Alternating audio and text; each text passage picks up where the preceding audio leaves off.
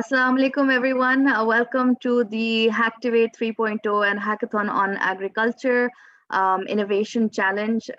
This event is organized by the National Incubation Center in partnership with Teamup, Jazz Accelerate, and Inspire Mill. So we received an overwhelming response overall from we received more than 300 applications from US, Bahrain, Tunisia, Uganda, Kenya, and 53 cities from Pakistan. And it has been quite an experience for our organizing teams to go through the screening process. This is a testament showing that such platforms can bring together innovators and risk takers from across the country to find the solutions to problems that we are facing in various industries. Hacktivate is NIC's brainchild, one of our platform where we do hackathons, and we're very proud to have done 2 hackathons on education and health, being the very recent one, the National Health Hackathon. And all these platforms are just basically a way for us to get in touch with the wider audience, the wider ecosystem, and bring together people to solve problems. So after a rigorous screening process, we have gotten the top 8 teams who will be pitching to our judges in the Innovation Challenge. And I'd just like to say that we are also truly grateful for our funding partners and our other partners for helping us make this possible. I'd like to now call upon Zouhair, Khaliq, co-founder and partner at Teamup, to give sort of a welcome note to everyone. Zouhair, over to you.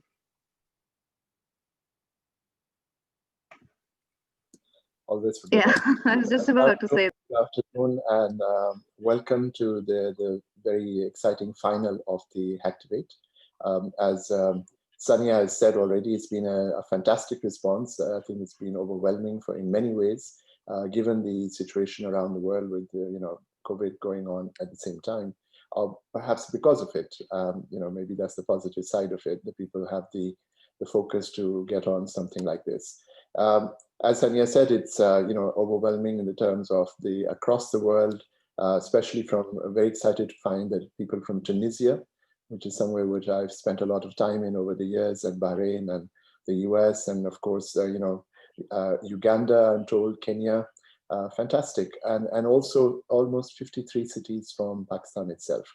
So welcome all, and I think we are headed for a very interesting and exciting final. One of the reasons we went down this route a few weeks ago was because of the overwhelming discussion around agriculture and the importance of agriculture to Pakistan and its people, and it forms the bedrock of our society, the number of people involved in earning their livings from this, and of course the whole food chain for Pakistan is dependent on how we address our agriculture. And so it was, I think, a very timely sort of discussion, out of which the Hacktivate was born. And we've in our initial discussions with the various teams, we realized that there are so many different aspects of agriculture, from right from the very start, where you look at crops and seeds, to the access to farmers, access to market, access to finance, access to lenders, and so on and so forth. It's an amazing value chain, and we've had people from across all these various geographies coming in and addressing a lot of those aspects in the last few days. So it's been very exciting, very interesting. I want to wish all the participants the very best of luck in the finals now. I think it's going to be competitive. We look forward to it. I am also honored to be a judge on this panel this afternoon. I also wanted to just thank our sponsors, Engro Foundation,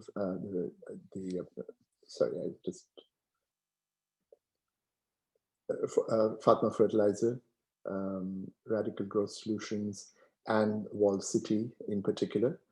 Plus all the other partners, participants, the media partners. Thank you so much for supporting this very interesting initiative.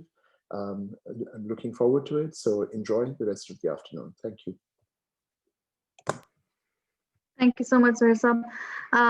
So I'd also like to call upon Amir at Jazz. He's the Chief Digital and Strategy Officer at Jazz to come in. And as you may know, Jazz is also working on an agriculture sector very well. So I would just like to call upon Amir Jaz to talk a bit about that.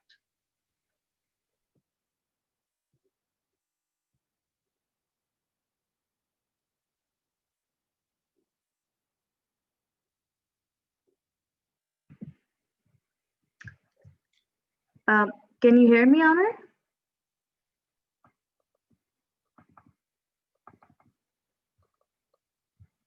I believe there might be a connectivity issue at his end. Ali, if you are here, please could you check and let me know. I believe. Sure. Let me just check. Okay. I think he's live. All right.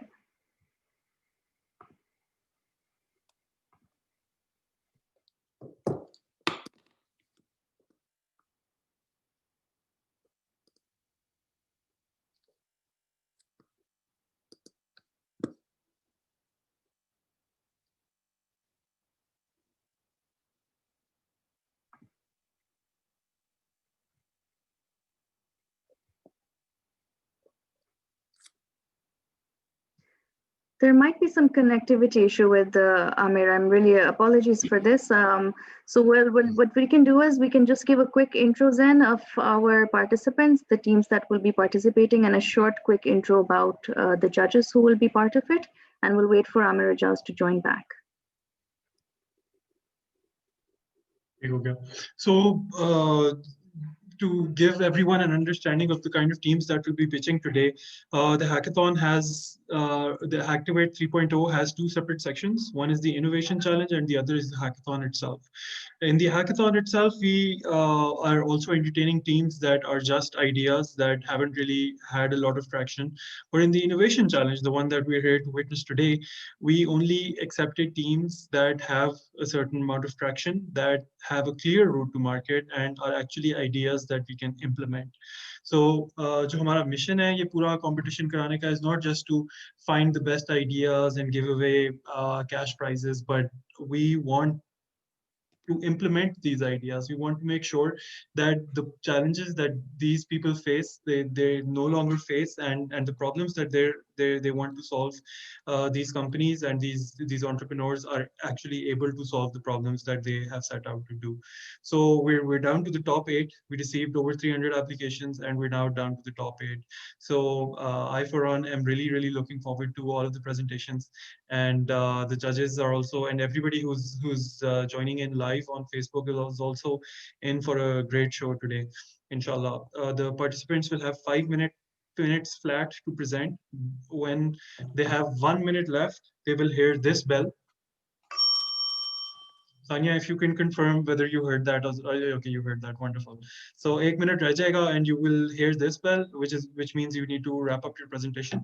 There are 8 teams presenting today, and just to introduce all of the finalists today, we have Aether, which is a team led by Zarak Khan. We have the Peshawar Waste Management Company, which is led by Hasina Hussain. We have Zameen Dara, which is run by Suleiman Anwar. We have Climact, which is managed by Adnan Arshad. We have Smart Aquaponics, which is led by Fahim Shah. We have Crop Drop, which is led by Osman Umar. And we have Pipu, which is led by Anas Sheikh. And last but certainly not the least, we have Ali Riaz with his team BioBean. So yes, I'll just give a quick round of introductions for the judges as well. So we have a total of 8 judges who will be judging these participants. We have Favad Soomro, who's the director at Engro Foundation. We have Zouhair Khaliq, he's the co-founder and partner at Teamup. Areej Khan, she's the VP Digital at Telenor Pakistan. Misbah Naqvi, she's the co-founder and general partner at ideation. Amir Iqbal, he's the Chief Commercial Officer at Engro Fertilizer. We have Natalia here from Head of AgriTech and CleanTech Programs at GSMA. Javed, Senior Market Engagement Manager, AgriTech at GSMA. And Mani Mehmet Khan, Manager Digital Platforms and Entrepreneurship at Jazz. So quite a heavy panel, guys, and I know that this is very intimidating, but I just tell you, just be yourself, be very natural. If you're doing something that you love and you've come this far, I'm sure you'll be able to pitch it right as well. And without further ado, I think I just want to give a quick pulse check and check up with Ali as well, if Amir was able to join in. Otherwise, we can just quickly go through the pitching section and resume later. Ali, Hi, can you Sanya. confirm? Amir is just logging in. Just spoke to him. Okay, perfect.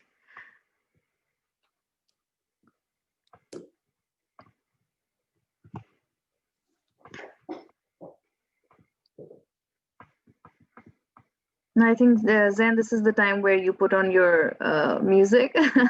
We've been having a lot of fun with the hackathon on the other side. We've just been playing with the little beat and just keeping the energy up of all the participants during their hack hours. So I think a little bit of music always helps as well. Yeah, I'll certainly be putting that on. And it's become a thing now for the virtual events as well. I've seen a couple of events doing it. I think it's just a very keeps the energy going for the event. Sorry about that.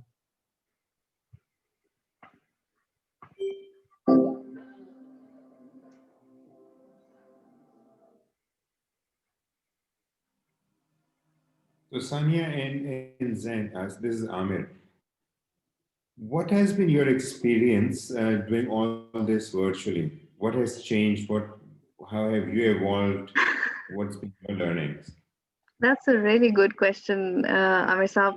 It's so even though tech comes naturally to most, organizing an event online has its challenges. It has its benefits as well. We're able to get more people, physical reach, Niyoti, so we have people coming in from different cities joining in, or even globally, right? I believe Natalia here has joined in from the UK.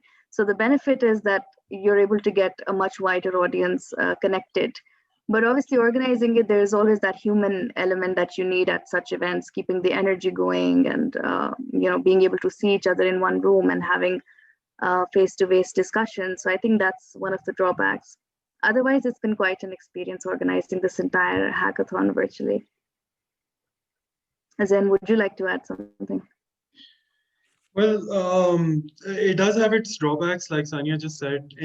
There's certain lack of energy that exists, and without seeing a lot of faces and seeing everybody, and so there's a lot of absence of non-verbal cues, essentially. So Subha, for instance, we were conducting a session and we were talking to a lot of names that were just written, essentially. So we had to ask everybody to turn on their videos and to get all of the interaction rolling. People, I believe, are also a bit shy of speaking up on such forums. ज़्यादा सारे लोग होंगे तो इस तरह से nobody really speaks up. So it's been interesting. On the other hand, it's been a lot more convenient for us to coordinate everything. So getting everybody online at the same point in time is much easier than getting everybody inside the same room at the same time. So those have just been some of my experiences, very briefly. Okay, great, thanks. Thank you. Amir, happy to have you here as well. Glad that you could join in and are not facing the connectivity issues. So I'll give you the floor. If you could just let me know and confirm if you can hear me.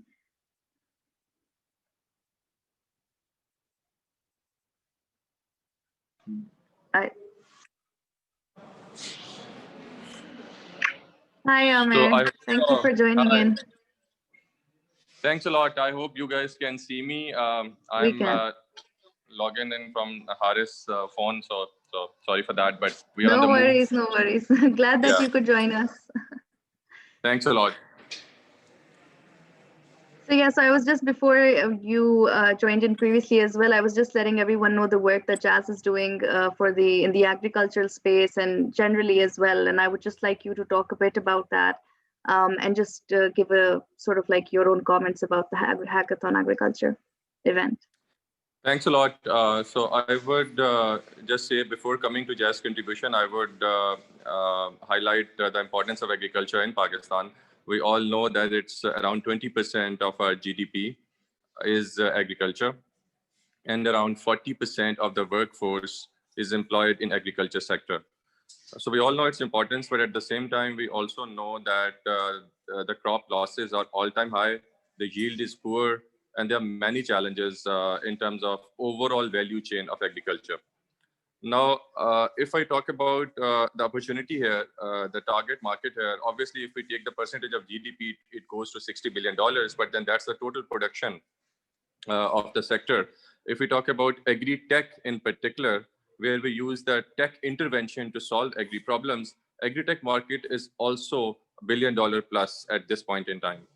Now comes the question that if the market is so vast and it's practically a blue ocean, and there's so much value to be created, why that value is not being shown significantly. Obviously, from Jazz side, we have a service through our partner that is doing well. We have millions of customers, and one of our competition is also in this area, and they also have some million customers. But when we even sum all of these efforts together, we are just scratching the surface. So then comes the question, why? Opportunity is so big, people are behind it, why they can't solve it? So I would like to mention that the problem is in the overall value chain. So there's a lot of value, but it's locked. It needs to be cracked. So there are middlemen like Artis and Bioparis who are controlling a major part of the agriculture value chain. They have their own interests. And then farmer is, in most of the cases, is either suppressed or is under the influence of these guys. So it's not very easy. There will not be a single winner here. A lot of people will have to work together in niche areas to crack that value and to solve that problem. And all of these people together, all of these companies, startups together will be able to unlock the value. So here, I think hackathons like this are extremely important, where people understand the potential, people understand the challenges, and they come up with ideas to solve it. And from Jazz side and NIC side, and taking the liberty of our partners Teamup here and Ignite, I would like to assure everyone that any good idea we will support further. It will not end at just a hackathon. But we will take it forward in whatever way we can. Agriculture is a top priority area, and agri-tech is an area which we see as a core to Jazz business in next 3 to 5 years. And we have started building it in a more robust way. So with that assurity and with that highlighting the importance of the sector, and thanking all the partners, including Ignite, Teamup, and all others, I've been told that some of the other NICs are also involved, and some of the corporate and other corporate entities in agri value chain are also involved. So thanking all the partners, I wish all the participants the best of luck. And I do hope that they come up with many ideas, because we don't need one idea. There won't be a single winner idea here. We need many winner ideas to work together in niches to create an ecosystem to unlock the value that I just mentioned. Thank you. Thank you so much, Amir. Thank you for those words. I think without further ado, we should start with the pitching competition. Suzanne, I'll give you the floor, and good best of luck to all the participants. Thank you, Sania. Thank you, judges. Just before we start, I would like to confirm whether all of the judges have the scoring form with them. So Zouhair Saab has it. Everybody else has it as well, I would assume. Agar aapke paas nahi hai, to please drop me a message in the chat and I will send you the link. So without further ado, Zarak, if you could share your screen and start your video. Hi, Zarak. Let me share my screen. And can everyone see my screen? It's just loading right now. Yeah, everybody can see your screen. So Zarak, aapke paas 5 minutes hai, and please begin. You will hear a bell when 1 minute is left. Take okay? So, and we will stop you at 5 minutes. Okay, go. Good luck, and please begin. Okay, thank you. Assalamu alaikum, everyone. My name is Zarak Khan. I'm a farmer from Banu and the co-founder of Ether. For the past 8 years, the market and I have been at odds with each other. Whether it was trying to source the right seed, the right machinery, or getting to market, it's been a struggle. But our greatest foe is the soil itself, which is some of the poorest in the world. So I thought, what sort of things would a farmer need to make a proper living? They need better control when it comes to growing, shorter distances, and a better understanding of when to sow what, along with the growing media that promotes plant growth, not suffocates it. So I came up with Ether, a soilless greenhouse optimized for plant production, which is at its core powered by a few Arduino boards with an array of data loggers and sensors, allowing us to capture real-time climatic and physiochemical data. Let me actually show you what Ether is, basically. This is, if you, you can't see this, this is a block of soilless media, which is appreciated the world over, and this increases yields. And this is based on coconut skin. And the best thing about Ether is that it can be set up on any flat surface of a reasonable size. So, but before I talk to you about Ether and its advantages, let me tell you about the 8-year build up to it. Like any sane person, I dropped after my A-levels and decided I wanted to be a farmer and came back to Pakistan. Through trial and error, I was able to scale my operations from half an acre to 35 hectares with 2 acres of greenhouses. During this time, I was also recruited by the military to help fix the problems Waziri farmers were facing. Taking our shared problems into account, I started studying hydroponics. Near May, I began my first trial in a 20 by 10 space where I squeezed in about 150 plants. And I was able to, from that experiment, I was able to produce 27 kilograms per plant. That experiment netted me close to 117,000 rupees, and I realized I was onto something. But why move from the soil? Because it's not sustainable anymore. Farmers working in the soil are undergoing a death by 1,000 cuts because many of them are unable to afford the necessities in terms of knowledge or equipment to make a sustainable living. Coupled with erratic weather, depleting water sources, and agricultural land being converted for non-agri purposes, farmers are going to face a really dire situation in the next decade. So utilizing Ether, we ran a couple of tests to figure out how much we could produce. Compared to Stanford University and its brain trust, I think our numbers are respectable and shows there's an opportunity for us. But talk is really cheap. So we put our money where our mouth is. We converted a 2-acre greenhouse site closest to the largest cross-border market in the region. We equipped it with our own in-house fabricated climate control system, its own power source, and a state-of-the-art ripening chamber. We haven't launched yet, but we're continuing our machine trials so we can figure out the kinks in our system. On our 1 canal test bed, we were able to grow 750,000 rupees worth of produce with a net cost of about 85,000. As we start a year, we're going to have a pretty slow and impressive start, flying under the radar until our off-season begins. Once that happens, we initiate our booster rockets and recover our investment while going cash positive. Our biggest advantage is that we're using optimized growing environments that allow plants to flourish, which most farmers cannot do. Coupled with our real-time analytics, we actually know what's going on in our plants and can fine-tune it accordingly. And we're extremely flexible, taking only 24 hours compared to the week farmers normally take to set up fields. Now, numbers don't lie. So this is a side-by-side comparison of a canal soilless area versus an acre of soil. The numbers provided are by the University of Agriculture, Faisalabad. Our cost per plant is higher, while our cost per kilogram is much lower, but the net profit produced is significantly higher as well. In our entire cycle, we'll use 630,000 liters of water, while the soil operation will use 1.76 million liters, but will still be 80% less productive than we are. And we'll be producing 30% more on 1/8 of the land. Our main customers are found in the traditional produce markets dotted all over Pakistan, allowing us to have a very low customer acquisition cost. We thought of a number of ways to sell Ether, but we realized that most offerings would have a long customer acquisition journey. So we're focusing on the lowest hanging yet highly profitable fruit, which is basically vegetables. But what is the horticulture market worth itself? $16 billion in Pakistan alone. Our launch SAM market is 9.16 million, allowing us to quickly gain dominance with our technology. In this sector alone, we do have Nishad Group, a Goliath, but they are focused on the fodder market and they're based in Hafizabad. The other hydroponic growers are focused on the specialty and export markets. Their weakness is that they may be very well funded, but they rely on external products and not internal R&D. What we've done is not really unheard of. We took inspiration from the godfather of innovation automation, NetFM, and the 2 most well-funded agri-tech startups out there, taking the best of their practices to come up with Ether.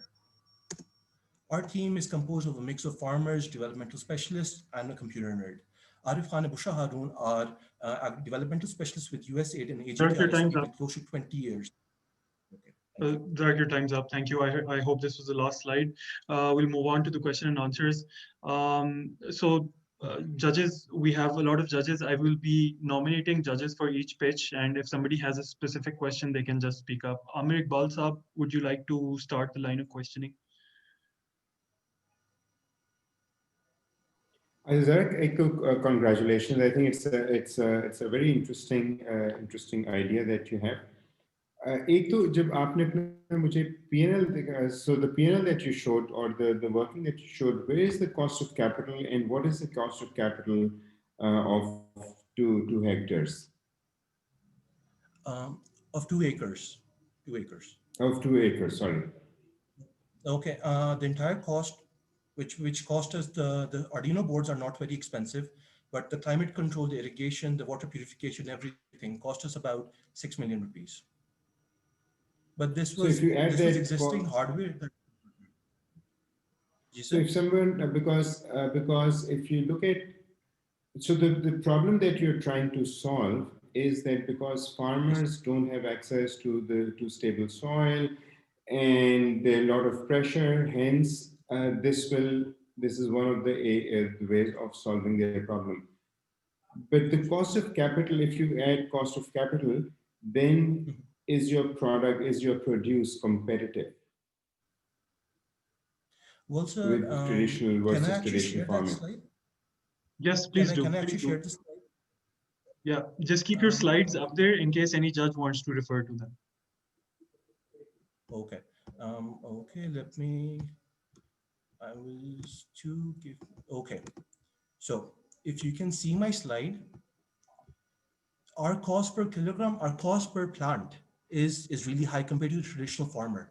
The traditional farmer in on season is basically putting in about 43 rupees per plant, while we're investing about 172 rupees. But the thing is that we're much more, we're producing at least 10 times more. So when it comes down to it, when we're deploying at the right time, the cost just covers itself.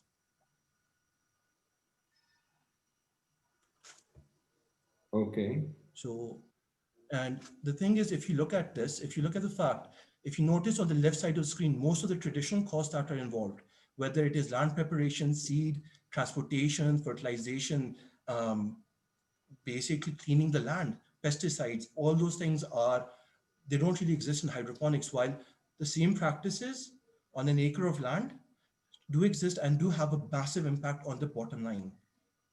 So most of the costs I've actually added, like we actually have our own solar tube well, and our systems are powered by our solar. But to give it a fair comparison, we have added those costs. But compared to it, we're still, granted, we're about twice to thrice more expensive, but per plant, we're about 200. We are at least in the on season, we're about 227 times more profitable, and in the off season, we're about 42, close to about 12 times more profitable. So I'll be interested to see that cost, because आपका जो cost of capital है, वो I would really like to see how you've put depreciation over here and for how long, because but I'll be interested to explore more on this. Wonderful. Thank you, Amir Saab. I'll be sure to put Zarek in touch with you. Moving on to the next judge, Natalia from GSMA. Would you like to ask a question from our participant? Yeah, it would be great to just have a summary of what exactly you're offering to the farmer. Are you offering a product? Are you offering a service? Are you offering a combination? Can you just summarize what the farmer gets and how they pay for it?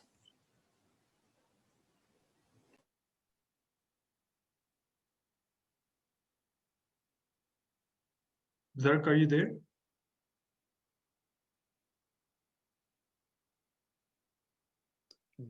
We seem to have lost his connectivity.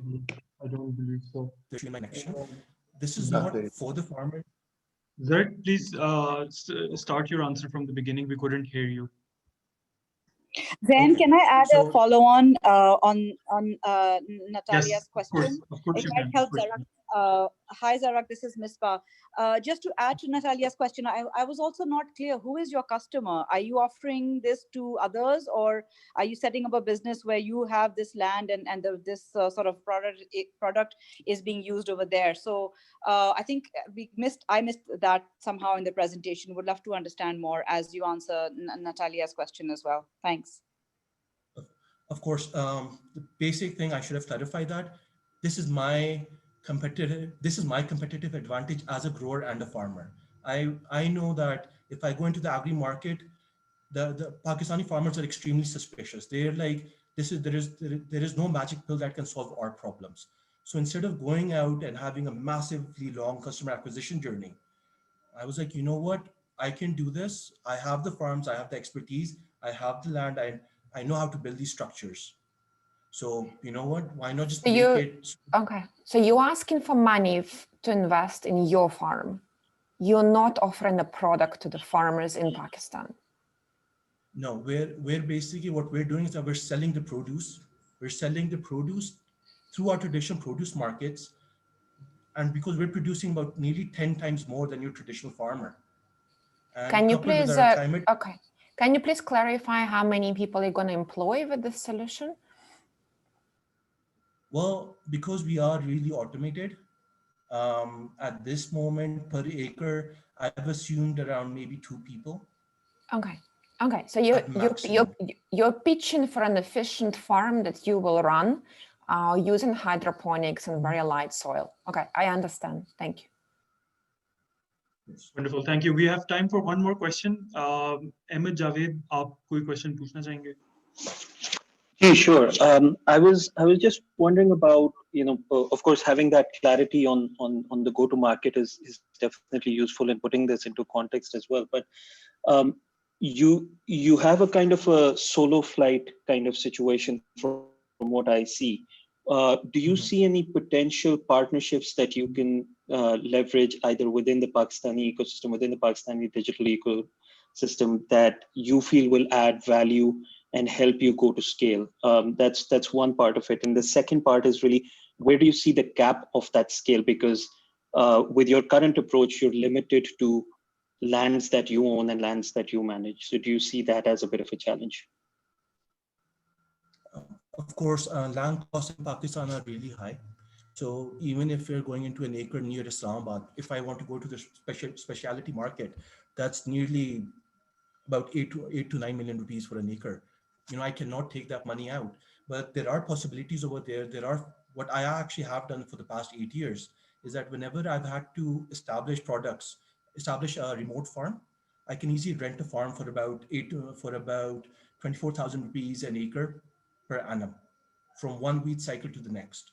So currently, when I think about it, most Pakistani startups and the ecosystem itself, they're actually focusing on the processes itself, not on the fundamental problem, that is that we have bad soils. So I do want to work with a couple of people. I do want to partner up with a couple of people. Again, the sky's the limit when it comes down to it. What we are right now is that we are very primitive in our automation. We are not complete. We are not true 100% ML or computer vision. We're still working on it. Thank you. Thank you so much, Zarak, for your presentation, and thank you for taking part in Hacktivate 3.0. Stay tuned for the results, and we'll move on to the next presentation. Zarak, if you could please unshare your screen. Yeah, wonderful. Thank you, Zarak. Hasina from Peshawar Waste Management Company. आप ready हैं pitch करने के लिए? If you could please turn on your video, share your screen, while the judges take a couple of minutes to score the previous applicant.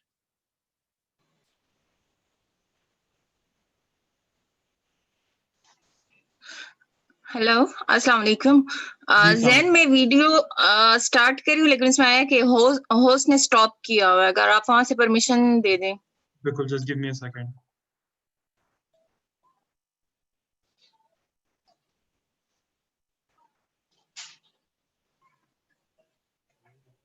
जी, आप check करें।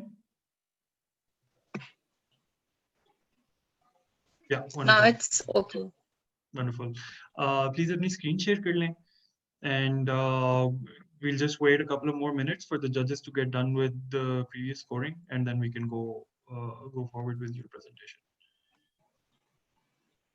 Please watch out for that bell. मैं जो 1 minute रहने पे करूँगा, तो ये sound होगी. ठीक है? Could you hear it? Done. Done. Thank you. Yes.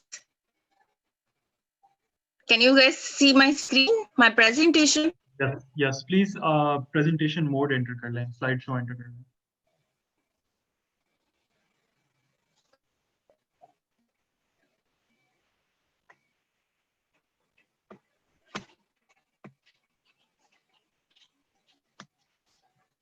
F5 दबा दें तो हो जाएगा. ठीक है अभी? नहीं, presentation mode enter हो करें. गया? Not yet. अब हो गया. जी अब हो गया.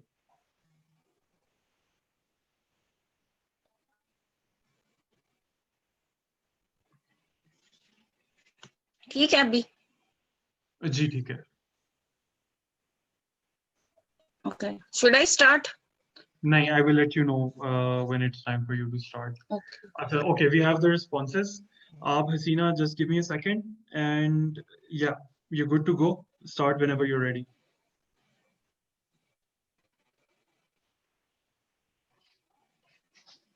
शुरू करें, please. Should I start? I'm ready. Okay. Yeah. Assalamualaikum. I'm Hasina Hussain from Peshawar-based management company. Peshawar-based management company is on the mission to maximize resource value or eliminating environmental or social impact को खत्म करते हुए हम लोगों ने resource value को maximize करना है. जो problem मैंने select किया है वो है food waste का. Food waste जो currently है वो landfill site पे जो है end up हो जाता है और इससे carbon dioxide gas और ये मीथेन गैस रिलीज करता है जो कि ग्रीन हाउस गैस कंसीडर की जाती है. ग्लोबली 33% फूड जो है वो एवरेज पे हो जाता है. हमें पता है कि केमिकल फर्टिलाइजर का इम्पैक्ट जो है इंसानी जिस्म पे बहुत बुरा पड़ता है बाद में. उस टाइम पे तो प्लांट ग्रोथ में ये हेल्प आउट करता है, लेकिन बाद में इसका हमारे ऊपर बहुत बुरा इम्पैक्ट पड़ता है. लोकली अवेलेबल जो फर्टिलाइजर है उसके हाई रेट है अभी करंटली अगर हम देखें केपी में. तो इम्प्रॉपर वेस्ट मैनेजमेंट हो रही है. रिसाइक्लेबल मटेरियल जो है वो लैंडफिल साइट पे डंप किए जा रहे हैं और हर 10 साल के बाद जो है गवर्नमेंट को लैंडफिल साइट की जरूरत होती है, क्योंकि ऑलरेडी जो लैंडफिल उन लोगों ने परचेज की होती है वो उसमें स्पेस नहीं रहती है. तो इस इशू को सॉल्व करने के लिए हम लोगों ने अपना आइडिया जो सिलेक्ट किया है वो है हम लोगों को door to door waste collection facility provide कर रहे हैं. वो वेस्ट जब हम कलेक्ट करते हैं अपनी कंपनी में लाते हैं और फिर उसकी सॉर्टिंग की जाती है. उसे बायोडिग्रेडेबल और रिसाइक्लेबल मटेरियल में हम लोग सेग्रीगेट करते हैं. जो 70% वेस्ट है वो डिकम्पोजेबल है, उसको हम लोग प्रोसेस करके उससे फर्टिलाइजर बनाते हैं. और बाकी जो 30% वेस्ट है उसमें से जितना भी रिसाइक्लेबल मटेरियल होता है, जैसे कि आप देख सकते हैं पेपर, प्लास्टिक, रबर, जितनी भी चीजें रिसाइकल हो सकती हैं उसे वेस्ट में से निकालकर हम लोग आगे रिसाइकलिंग कंपनीज पे सेल आउट करते हैं और रेवेन्यू जनरेट करते हैं. तो इस तरह जो ट्रैश है उसको हम लोग कैश कर देते हैं और ये एनवायरमेंटल प्रॉब्लम की बजाय जो है एक सोर्स ऑफ रेवेन्यू और इनकम बन जाता है एम्प्लॉयज के लिए. प्राइस के हमारे रेवेन्यू स्ट्रीम्स 3 है. एक है हम लोग उसे कंपोस्ट बनाकर सेल आउट कर रहे हैं. Compost is a natural fertiliser. उसके जो हमारे बायर्स हैं वो हाउस होल्ड्स हैं, फार्मर्स हो गए, nurseries, landscaper, public agencies, fertiliser companies, उनको हम लोग सेल आउट करते हैं. फिर हमारे रिसाइक्लेबल मटेरियल आ जाता है वेस्ट में से, तो उससे जो है हम लोग आगे पेपर, प्लास्टिक, रबर और मेटल रिसाइकलिंग कंपनीज जो है इनको सेल आउट करते हैं. और तीसरा जो रेवेन्यू हम लोग जनरेट कर रहे हैं वो फैसिलिटी देकर, मतलब वेस्ट कलेक्शन फैसिलिटी देकर वो कर रहे हैं.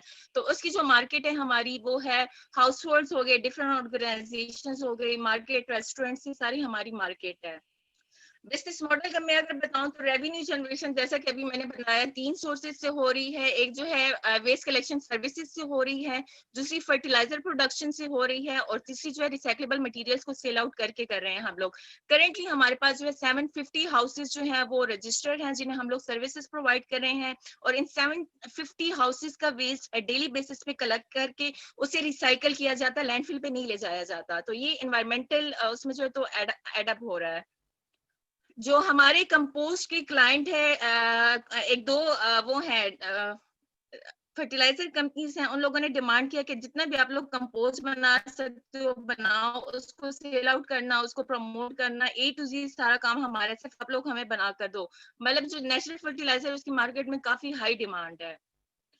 अगर मैं मार्केट कॉम्पिटिटर्स का अपना बताऊं तो WSSP हो गया, PDA हो गया और फर्टिलाइजर कंपनीज हो गए, ये जो है हमारे कॉम्पिटिटर्स में आते हैं। लेकिन WSSP और PDA का मैं कहूंगी वो जस्ट वेस्ट कलेक्ट करके उसे मार्केट में डंप कर, ये लैंडफिल में डंप कर देते हैं, तो वो मतलब एज सच बाकी जो दो सेक्टर है हमारे रेवेन्यू जनरेशन का, उस चीज तक नहीं पहुंच सकते हैं। दूसरे जो फर्टिलाइजर कंपनीज हैं वो भी जो है हमारे उसमें कॉम्पिटिटर्स में आ जाता है। मार्केट डिमांड जो है इसकी काफी ज्यादा है, और जो अगर मैं वैल्यू एडेड प्रोडक्ट कहूँ तो हम लोग लोगों को वेस्ट कलेक्शन सर्विसेज उनके डोर स्टेप पर प्रोवाइड कर रहे हैं, जबकि जो हमारे कॉम्पिटिटर हैं उन लोगों ने अपने एक बड़ा सा डस्टबिन जो है वो रोड साइड्स पर या स्ट्रीट्स में रखा होता है, लोगों को वहां पर खुद जो है तो गन फेंकना पड़ता है। लेकिन हम लोगों से इस तरह चेंज है कि हम लोग डोर स्टेप पे फैसिलिटी प्रोवाइड कर रहे हैं, और कंपोस्ट के जो रेट है हमारे मार्केट की बनिस्बत काफी लो रेट्स हैं, क्योंकि अभी करंटली मार्केट में जो कंपोस्ट अवेलेबल है वो पंजाब साइड से मंगवाया जाता है, उसके ऊपर ट्रांसपोर्टेशन कॉस्ट हो जाता है, उसके रेट्स फिर हाई हो जाते हैं। लेकिन क्योंकि हम लोग लोकली से बनाकर सेल आउट कर रहे हैं तो वो चीपर प्राइसेस पे भी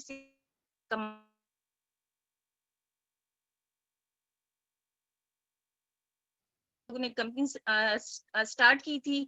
फर्स्ट मंथ में हमारा रेवेन्यू 18,000 था, और अभी जो है अल्हम्दुलिल्लाह हमारा रेवेन्यू मंथली 2,50,000 तक पहुंच चुका है। मार्केटिंग प्लान जो है हमारा, हम इंट्रोडक्टरी लेटर जो है वो भिजवाते हैं, डिफरेंट सेमिनार्स जो उसमें पार्टिसिपेट करके अपनी कंपनी का वो जो है प्रेजेंट कर रहे होते हैं। इंटरनेट पे हम लोगों का अपना पेज बना हुआ है, ये फेसबुक सोशल मीडिया पर, उसके ऊपर जो है हम लोग अपने हसीना, आपका टाइम खत्म हो गया. Thank you so much. Let's move on to the question and answers. Zouhair Saab, would you like to begin? Yes, thank you, Hasina, for that presentation. What sort of, I'm just interested to understand in terms of, for example, when you go to a customer for a recycling offer and collection, what is the sort of price are you charging them at this point in time? For waste collection services, we have designed different prices. Like हम लोग अपनी company से उसका distance check करते हैं कि कितना distance और हमारी फ्यूल कॉस्ट कितनी आएगी वो करने पर, उसके बाद हम लोग वहाँ का रेट वो करते हैं। अभी करंटली अगर मैं बताऊं तो कुछ सोसाइटीज को हम लोग 250 चार्ज कर रहे हैं, और जो थोड़ी दूर है उनको 300 चार्ज कर रहे हैं। तो पर डे के लिहाज से उनको 10 रुपीज पे करना पड़ता है। इस तरह हमारा खर्चा भी इतना नहीं आता, इसमें मतलब रेवेन्यू मार्जिन हमारा वो हो जाता है। Okay, that's a very affordable price. Thank you. Zouhair Saab, do you have a follow-up question? Or okay? No, that's fine. I'll let somebody else. Thank you, Zouhair Saab. Areej, would you like to ask a question? Assalamu alaikum, Hasina. Thank you very much for this presentation. हसीना, आपको मालूम है हमारे माशरे में थोड़ा सा नई चीज़ों को अडॉप्ट करने में थोड़ा सा टाइम लगता है, तो बिहेवियर चेंज एक बहुत ही इम्पोर्टेंट एस्पेक्ट है। मुझे आप बताइए, how are you going to incentivise your clients to make this shift, because you know it's easier to sort of just dump your trash out on the road, as we're very well aware of. How do you sort of encourage this sort of change of behavior? अच्छा, मैं अगर practically जो हम लोगों ने किया उसका मैं बताऊं तो स्टार्ट का मैं जब उसका अक्टूबर 2019 में बात करूं तो हम लोग लोगों के पास गए, लोगों के घरों पर हम लोग जाकर उनको बाकायदा गाइड करते थे कि वेस्ट की सॉर्टिंग कैसे करनी चाहिए, वेस्ट जब इस तरह जाता है लैंडफिल पे तो उस पर क्या क्या मतलब एनवायरमेंटल इम्पैक्ट पड़ता है, बुरा इम्पैक्ट पड़ता है।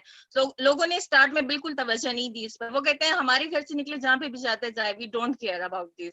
लेकिन बार बार जाकर रिपीटेडली हम लोग उनकी तरफ गए और उन लोगों को हम लोगों ने बताया कि मतलब जो प्लॉट्स थे कुछ खाली, उसी में वो फेंक कर बस वो उस चीज पे आदी हो गए थे। लेकिन रिपीटेडली हमारे लोग जाते रहे, उनको एजुकेट करते रहे, उनको पम्फलेट्स हम लोग देते थे।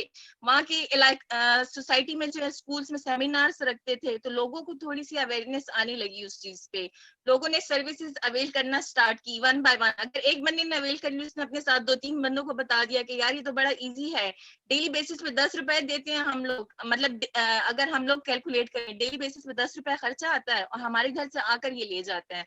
दूसरा, हमारे घर के बाहर गन के ढेर भी नहीं पड़े होते, तो हमें चाहिए कि हम इस चीज को प्रमोट करें। मतलब वर्ड ऑफ माउथ से जो है तो बिहेवियरल चेंज आता गया। ऐसा ऐसा चीजें टाइम लेती हैं, लेकिन वही कि अगर एक बंदा रिपीटेडली उस चीज को फॉलो करे, लोगों के साथ जो है अपनी निगोशिएशन करे, उनको गाइड करे, तो मतलब लोग अच्छे हैं फिर उस चीज को फॉलो करते हैं।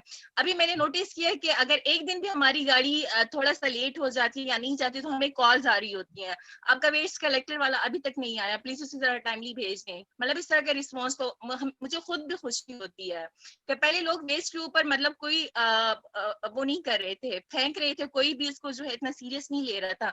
अब लोग वेस्ट के ऊपर बोल रहे हैं, एक दूसरे को खुद बता रहे हैं कि ये गलत है, इसके साथ रजिस्टर हो जाओ, गन नहीं फेंको, यहाँ पर एक दूसरे को गाइड कर रहे होते हैं। Just to follow up questions then, if I have time. So Hasina, thank you. Hasina, मुझे थोड़ा सा जरा बताइएगा कि आपका प्राइमरी टारगेट ऑडियंस कौन है? बिकॉज आपने अभी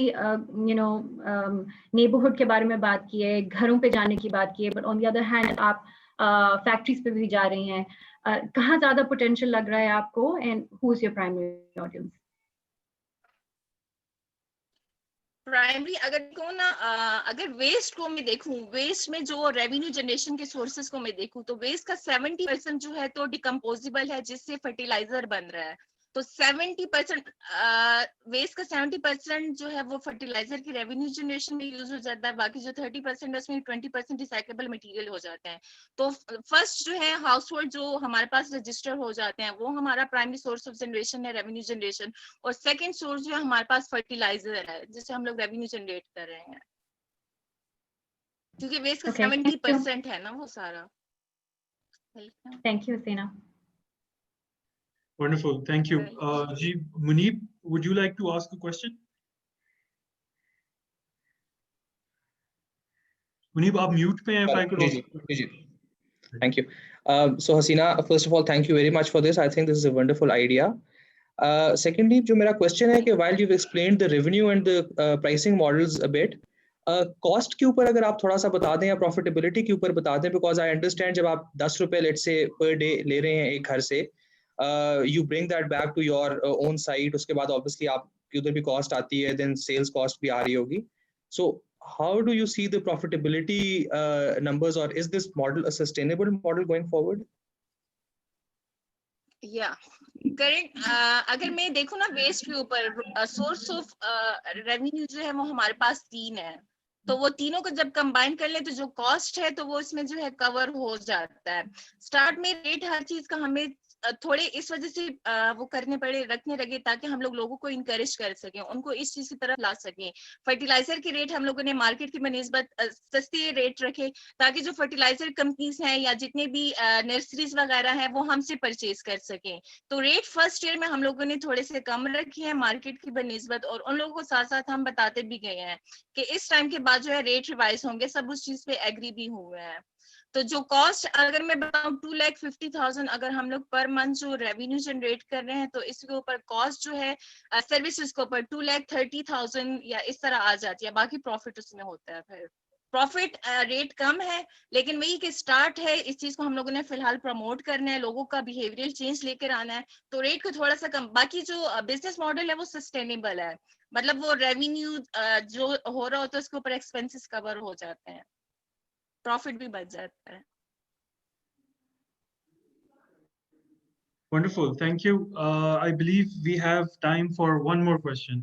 Favad sir, would you like to ask a question? Thank you very much, Hasina. Thank you very much for a very good presentation. Mera sawal again, I want you to elaborate more on your previous answer, because from what I know, these kind of programs require subsidized capital. So, आप जो break even का अपना बता रही हैं, and in fact you're telling us that you're already profitable. have you taken into account all costs, including the land that you require to keep your waste before sorting it out, and then the relationships that you have with your waste buyers, the recyclable materials, how sustainable are they? So Bunyadi question is around whether the business is scalable and scalable in a way that it remains profitable. Yeah. अच्छा, इसका business का अगर मैं rates का कहूँ तो मतलब first year में मार्केट में अपना वो मार्केट वालों के साथ अपना रिलेशन करने के लिए और ग्रेप मार्केट में ग्रेप लेने के लिए मतलब रेट्स हम लोगों ने थोड़े से कम रखे हैं बाकी उनकी बनिस्बत। लेकिन जो है अभी जो न्यू सोसाइटीज जो हमारे पास वो हो रही हैं, ऑन बोर्ड हो रही हैं, उनमें हम लोगों ने प्रॉफिट रेंज जो है थोड़ा सा ज्यादा रखा हुआ है। प्रॉफिट रेंज ज्यादा रखकर और उनको फिर न्यू रेट्स हम लोगों ने दिए हुए हैं। जैसे मैं अगर ओपीएफ सोसाइटी का कहूँ या एक दो और सोसाइटीज है तो उन लोगों के साथ हमारी निगोशिएशन चल रही है। अगर हम लोगों ने यहाँ पर 300 का रखा हुआ है तो उनको हम लोगों ने रेट 500 कोट किया हुआ है। तो मतलब ये चीजें हम लोग जहन में रखकर बाकी को जो है रेट्स रिवाइज करके दे रहे हैं। और इसी तरह जो अगर मैं फर्टिलाइजर का कहूँ तो उसके भी रेट्स हम लोगों ने उनको बताया था कि फर्स्ट ईयर तक तो हम लोग इस चीज पे चलेंगे, क्योंकि हमारा खुद भी स्टार्टअप था, हम लोग खुद भी चीजें सीख रहे थे। अभी सीख चुके हैं तो रेट हम लोगों ने उनको कहा कि रिवाइज करेंगे एनुअली, तो सब उस पर एग्री है क्योंकि एनुअली रेट रिवाइज होते हैं। तो बिजनेस मॉडल जो है सेल्फ सस्टेनेबल भी है, प्रॉफिटेबल भी है, अल्हम्दुलिल्लाह। Wonderful. Thank you, Sina, for your presentation, and thank you for the work that you're doing. If you could please unshare your screen, we'll move on to the next presentation. Judges, please take a couple of minutes to score the previous applicant. And Suleiman from Zamindara, if you could please share your screen and get ready for presenting, that would be really great. And aap apni video bhi on kar lein. And also, if I could request you to please pitch in English.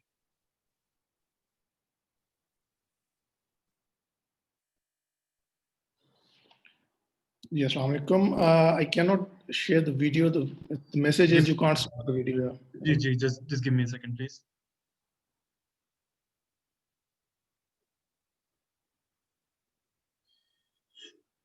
जी, आप try करें.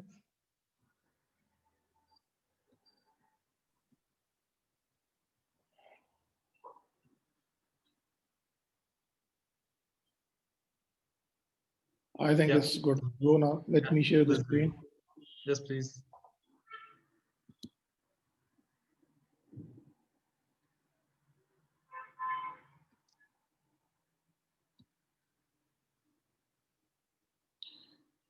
Can you share? Can you see my screen? Ji, we can see your screen. If you could please give us a couple of minutes, the judges will be done with their scoring very, very soon, and then you can begin. Sure.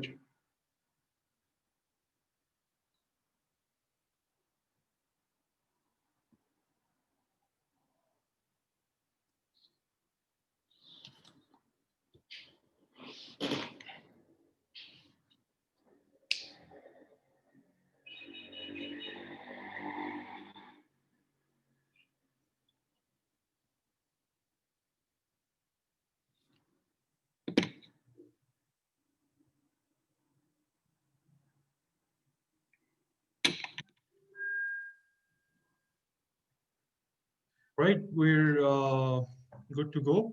Suleiman Saab, I will be starting your timer as soon as you start presenting. So we're ready for you. We'll start, please, whenever you're ready. Also, before you start, Suleiman Saab, I apologize. Before you start, जब आपका 1 minute रह जाएगा, you will hear a bell. So please time yourself accordingly. Thank you. Please.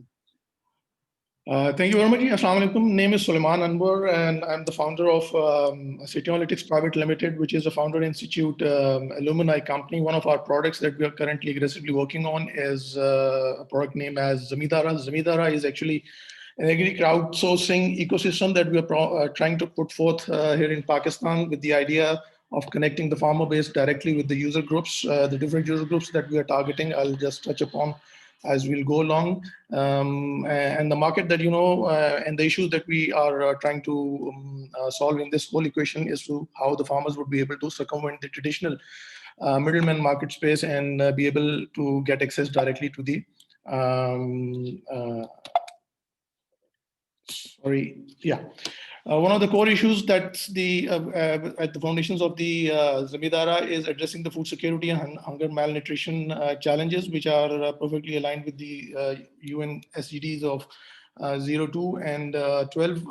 Malnutrition is a significant issue prevalent in Pakistan. More than 45% of the total population is actually suffering from it. And again, a large portion of children, 15 to 20% born less than 5 years, are suffering from stunting and wasting.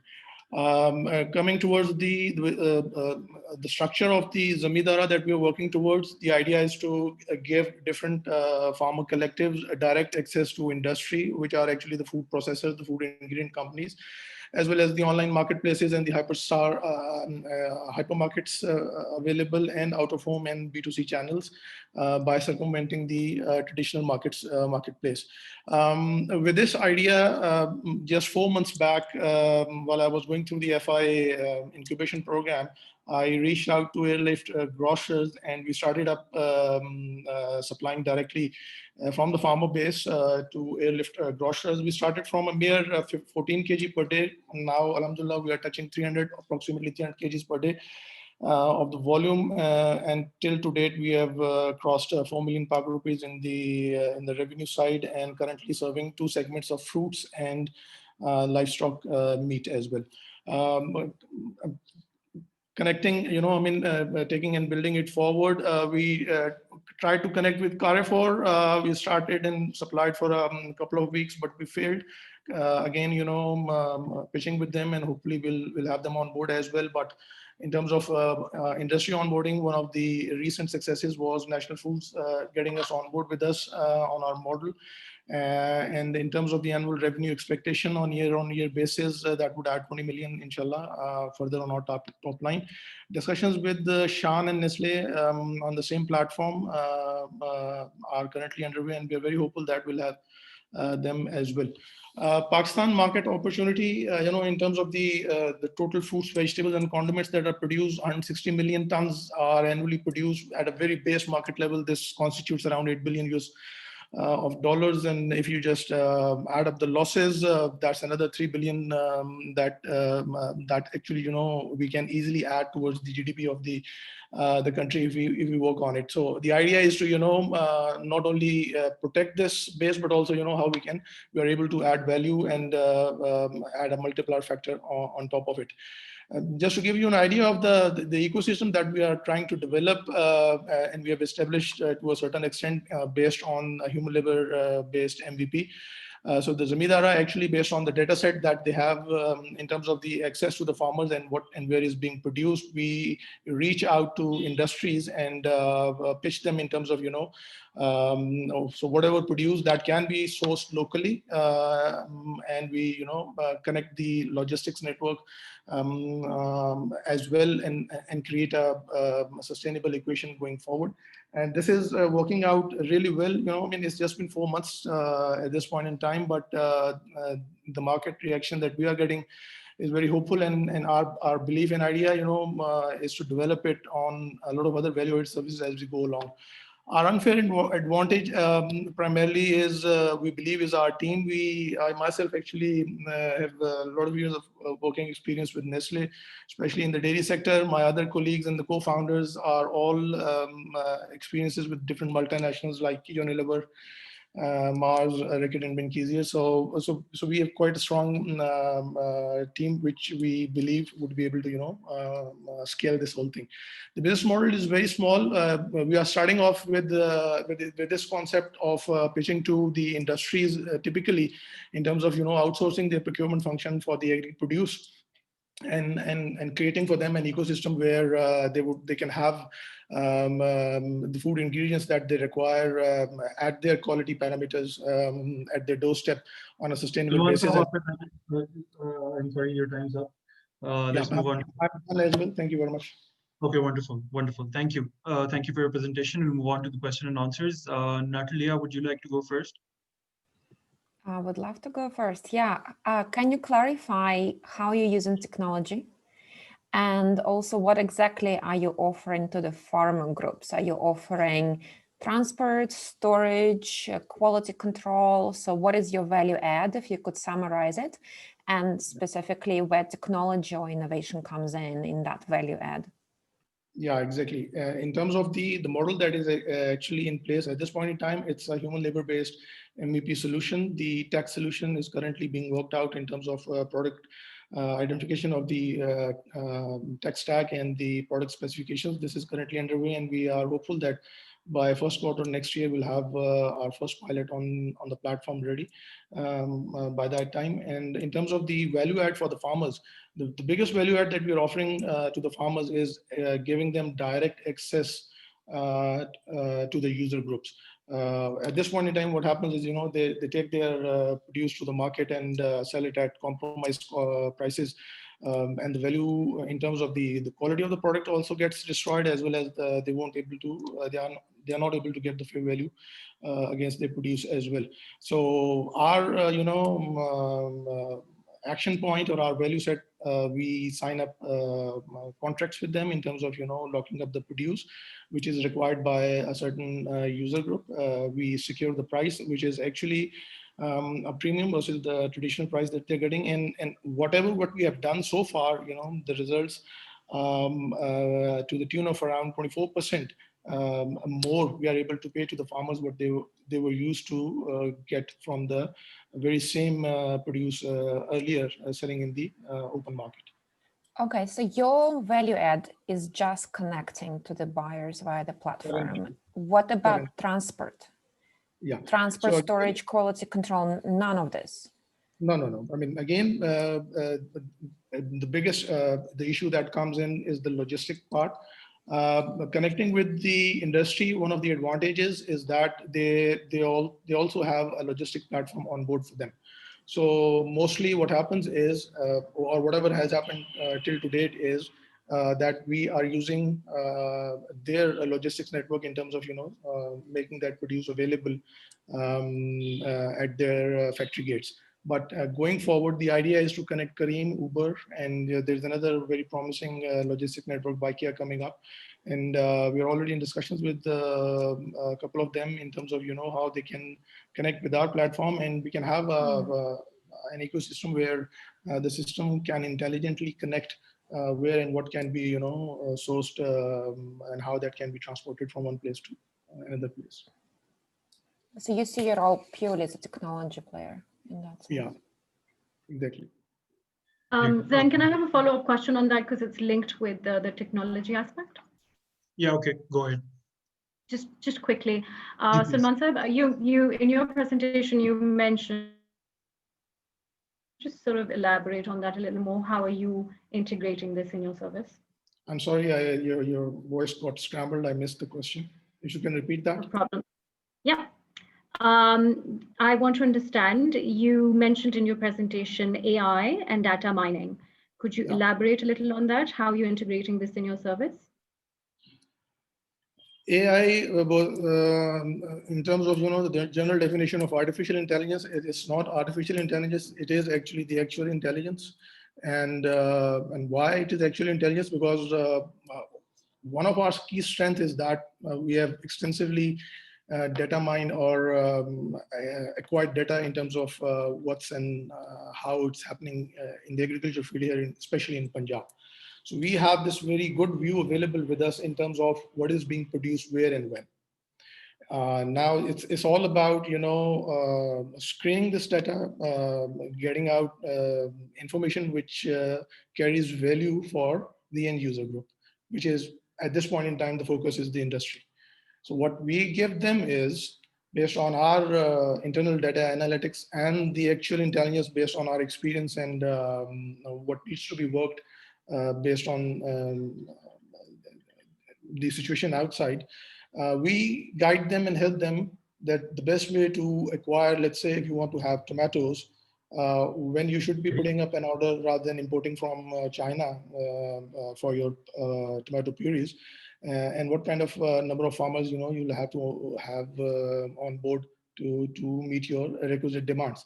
So it has two advantages. Number one, we give them the opportunity in terms of reducing their cost overhead costs in terms of taking on board their procurement function, which is the relating with the ag part. And the second is we are able to connect them and give them absolute traceability that whatever they are getting from, let's say, the farm A, farm B, and farm C, and what are the different attributes of those farms.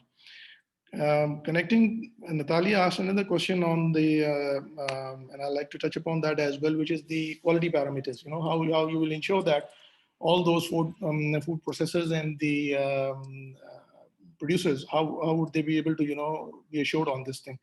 So we have a local partnership with a German food lab network, which is Eurofins Global, and we are developing a food lab just alongside our pack house here in Lahore.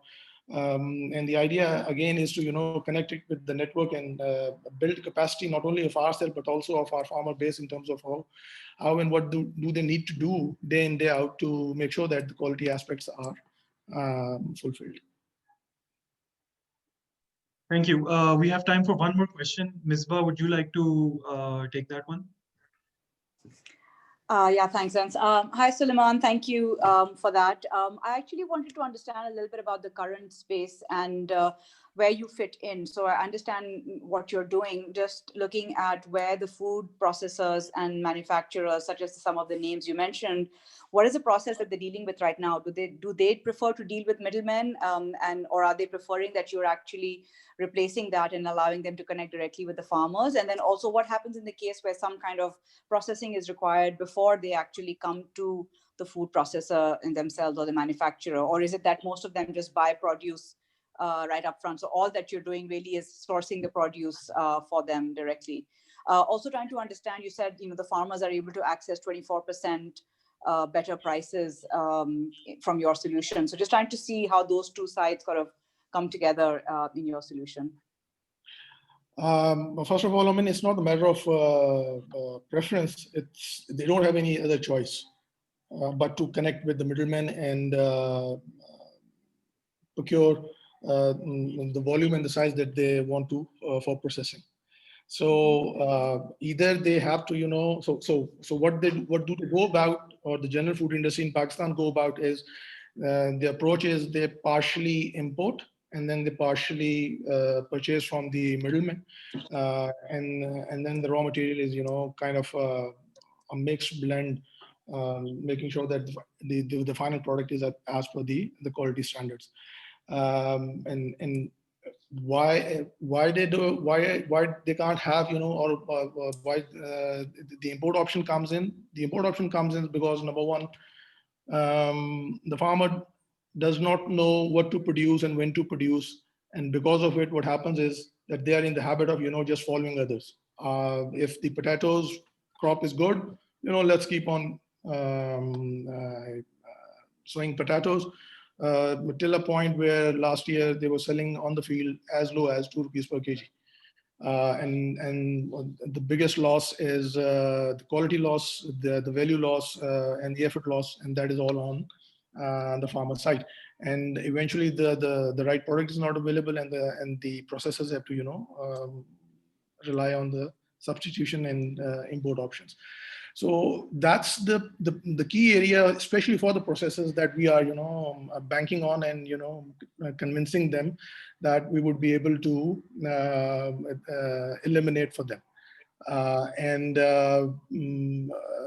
And we have actually demonstrated for, due to confidentiality reasons, unfortunately, I cannot disclose the product names, but we have demonstrated that for one of our recent clients that we have onboarded, that how we would be able to do that for them for the next year, inshallah. So we have time for one final question. Ahmed Javed, would you like to take that question? Sure. Thank you so much. And just one thing that I wanted to understand was your main competition appears to be the middleman. And while you do have certain benefits, you know, in terms of price beyond that you offer as a competitive advantage, but there's other elements to why middlemen are critical, right? The relationship that they hold with the farmer, you know, they're there at the funerals, they're there at the weddings. There's a personal element to that relationship. There's the element of, you know, capital that they provide to support inputs, which really locks the farmer into a sort of sell-side contract as well. So it would be good to understand how you're looking to either create an advantage or kind of have a better proposition for the farmer on those fronts. Yeah, absolutely. Your observation is absolutely spot on. Actually, middleman is the banker, banker and lender of last resort, whatever you want to put it. So that was actually, and that still is one of our the key considerations in terms of making sure that how the farmers would remain hooked to you. So 2 weeks back, we signed up a contract with Telenor Microfinance Bank for the same reasons. That is actually interest-based lending, and then a very significant portion of the farm base wants to go non-interest based. So we are in discussions with a couple of others on the Islamic mode of financing based as well. So this is on the cards, and we'll make it happen in terms of giving them all the access. And that's not the only part. Then comes into the equation the aspects of the input providers, the pesticides manufacturers, and a lot of other. And one of the very other critical aspects, in terms of the business model for us is the earnings, how the earnings would, be done. So it's a two-pronged strategy in terms of, the top line being generated from the selling of the product, and the bottom line is based on the data analytics. And all those input providers and the different user groups, very key insights can be generated from the data that we are developing gradually and have already on board with us, would help us to sustain in the long term, inshallah. Thank you. Thank you, Sulaiman Saab. Thank you for your presentation. I will now request all of the judges to please score this presentation, and we will move on to the next one as well. Adnan, आप ready हैं pitch करने के लिए? If you could start your video and if you could share your screen, that would be wonderful. जी ज़ैन, बहुत शुक्रिया। क्या आप मुझे सुन सकते हैं? जी, आपको सुन भी सकता हूँ। आप वीडियो भी अपनी ऑन कर लें, आपके पास परमिशन भी है। उसके अलावा if you can enter the slideshow mode, that would be wonderful. And if you can pitch in English, that would also be great. But otherwise, if you can't or don't want to, that is perfectly understandable. Just whatever you're most comfortable with.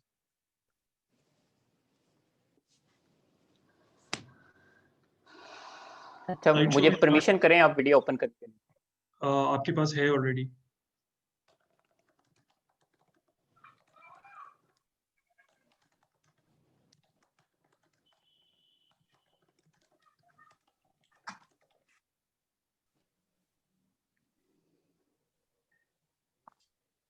जी, ये मेरी presentation जो है ये slide mode पे आ गई है कि नहीं आपके पास? नहीं, प्लीज F5 दबा दें ताकि वो स्लाइड शो स्टार्ट हो जाए।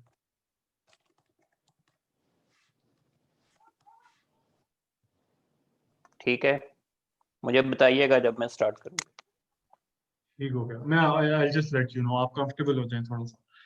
We have about 1 more minute. Okay.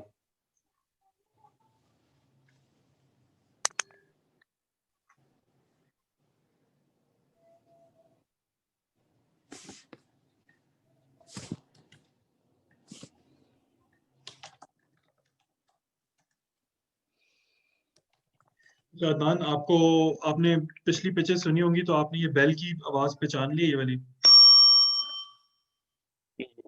जी जी। जब आपके पास 1 मिनट रह जाएगा तब ये आवाज आएगी। ठीक है। Wonderful.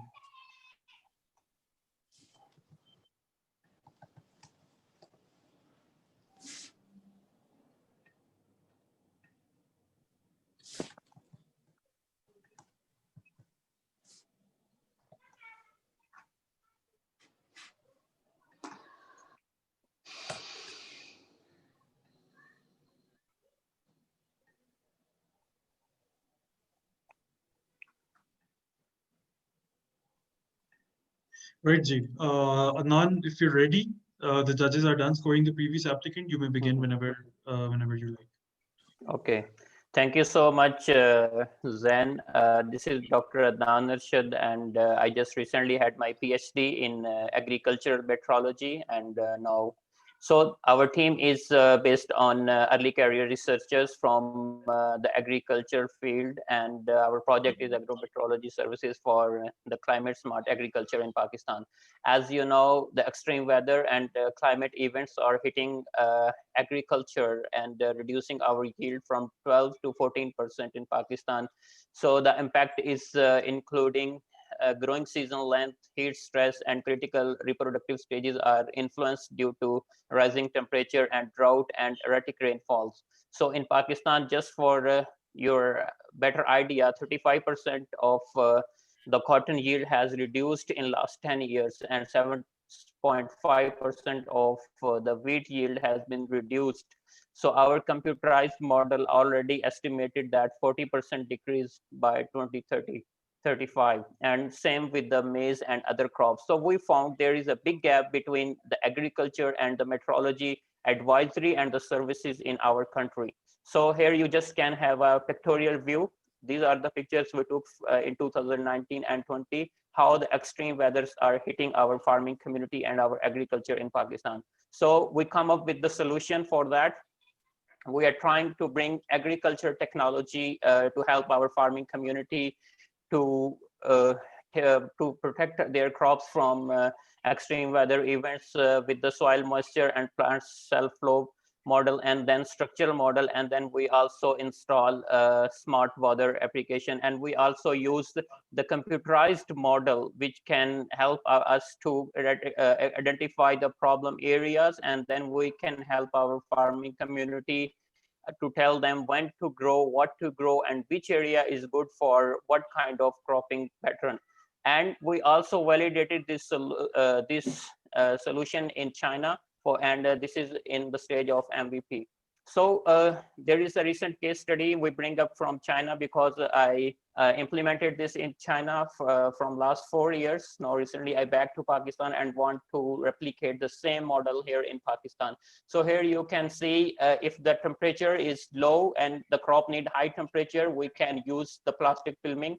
And here if in Pakistan, because the farmer community don't have enough incentive, so we can promote the organic mulching, which can also help us to stop farmer community to burning crop residues and stubbles. It can also help us to prevent smoke in Pakistan. We also helping farming communities to change sowing planting windows, and we are facilitating crop rotations, intercropping, and even the smart tillage practices to our farming community to make more of their agriculture smart and adaptation to the climate change. So our target audience, obviously the 80% of the small farmers in Pakistan, and then the progressive farmers of Pakistan.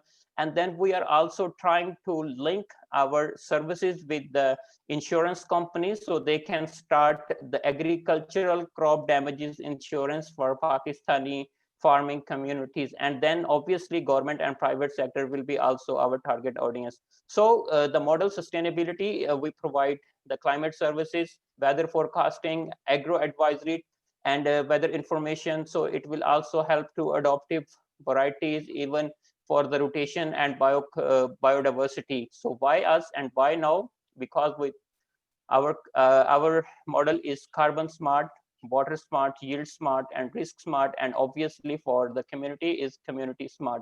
So this is also explaining the predicting the climate smart system for our farming community and climate risk mitigation, and it will also help our communities to ensure food security, and it also bringing our government institutions and with the digital agriculture, and will also help our uneducated farming communities, because all the information which we are generating from this system, it will definitely translate it into the local language and then provide it to the farming community.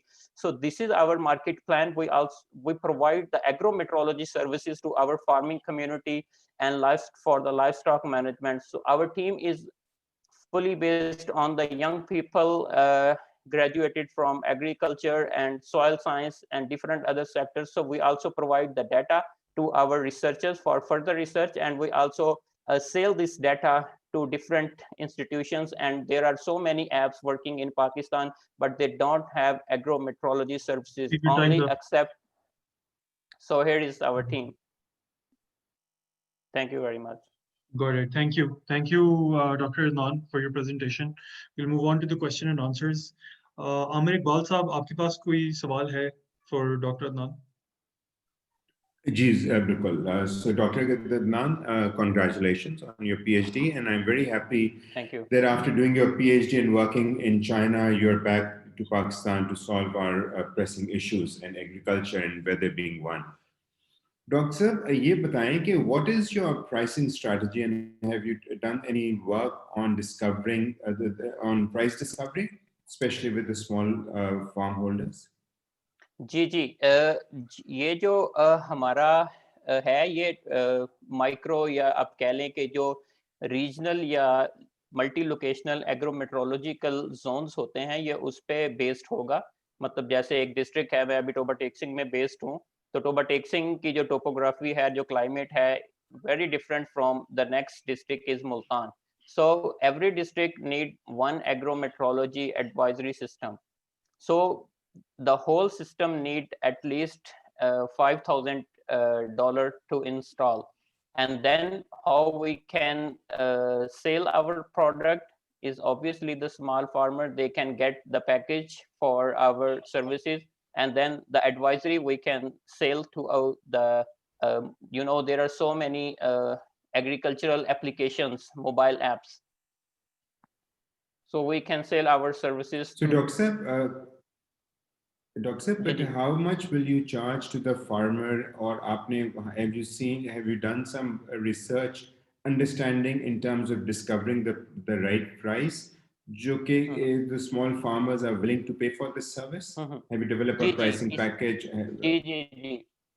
जी, इसमें हमने जो है field research किया है। इसमें जो ये 75 rupees हैं पर मंथ फार्मिंग कम्युनिटी को इसके लिए पे करना पड़ेगा हमारी सर्विसेज, तो ये पर मंथ के हवाले से इसमें है, और ये उनको पूरी ट्रांसलेटेड इंफॉर्मेशन मिलेगी जो फार्मर ये हमारी फैसिलिटी जो है ये सब्सक्राइब करेगा। 75 सिर्फ इनिशियली रखी है, लेकिन हम ये सिर्फ है उस फार्मर के लिए जिसकी जमीन जो है लेस देन 5 एकड़। और इसमें एडवाइजरी सर्विस और सब कुछ शामिल होगा, it will be complete package for 75 rupees. पूरी टिलेज प्रैक्टिसेस, इसमें पूरी सॉइल मैनेजमेंट, क्रॉप वैरायटीज की इंफॉर्मेशन, सॉइल के एनालिसिस और फर्टिलाइजेशन की जितनी भी उनकी पूरा साइकिल है पूरे ईयर का, ये हम उनको प्रोवाइड करेंगे उनकी लोकल लैंग्वेज में।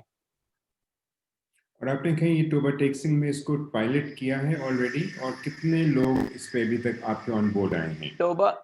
टोबा टेक्सिंग में अभी नहीं किया मैंने, ये चकवाल में ऑलरेडी हम इसको कर रहे हैं वहाँ पे, क्योंकि एक पौधा ऑर्गेनाइजेशन है जिसके साथ मैंने 2013 में एक प्रोजेक्ट भी किया था वहाँ पे, तो उन्होंने मुझे अपना मॉडल फार्म जो है वहाँ पे उनका 6 कैनाल पे है, वो उन्होंने वॉलंटरीली मुझे दिया है, तो उसमें 230 फार्मर्स हैं, और लकीली इसमें सबसे ज्यादा खवातीन हैं, वुमेन फार्मर्स हैं, और मिस फरजाना जो आप अभी अपनी स्क्रीन पे देख रही होंगी ये उसी को देख रही हैं वहाँ पे।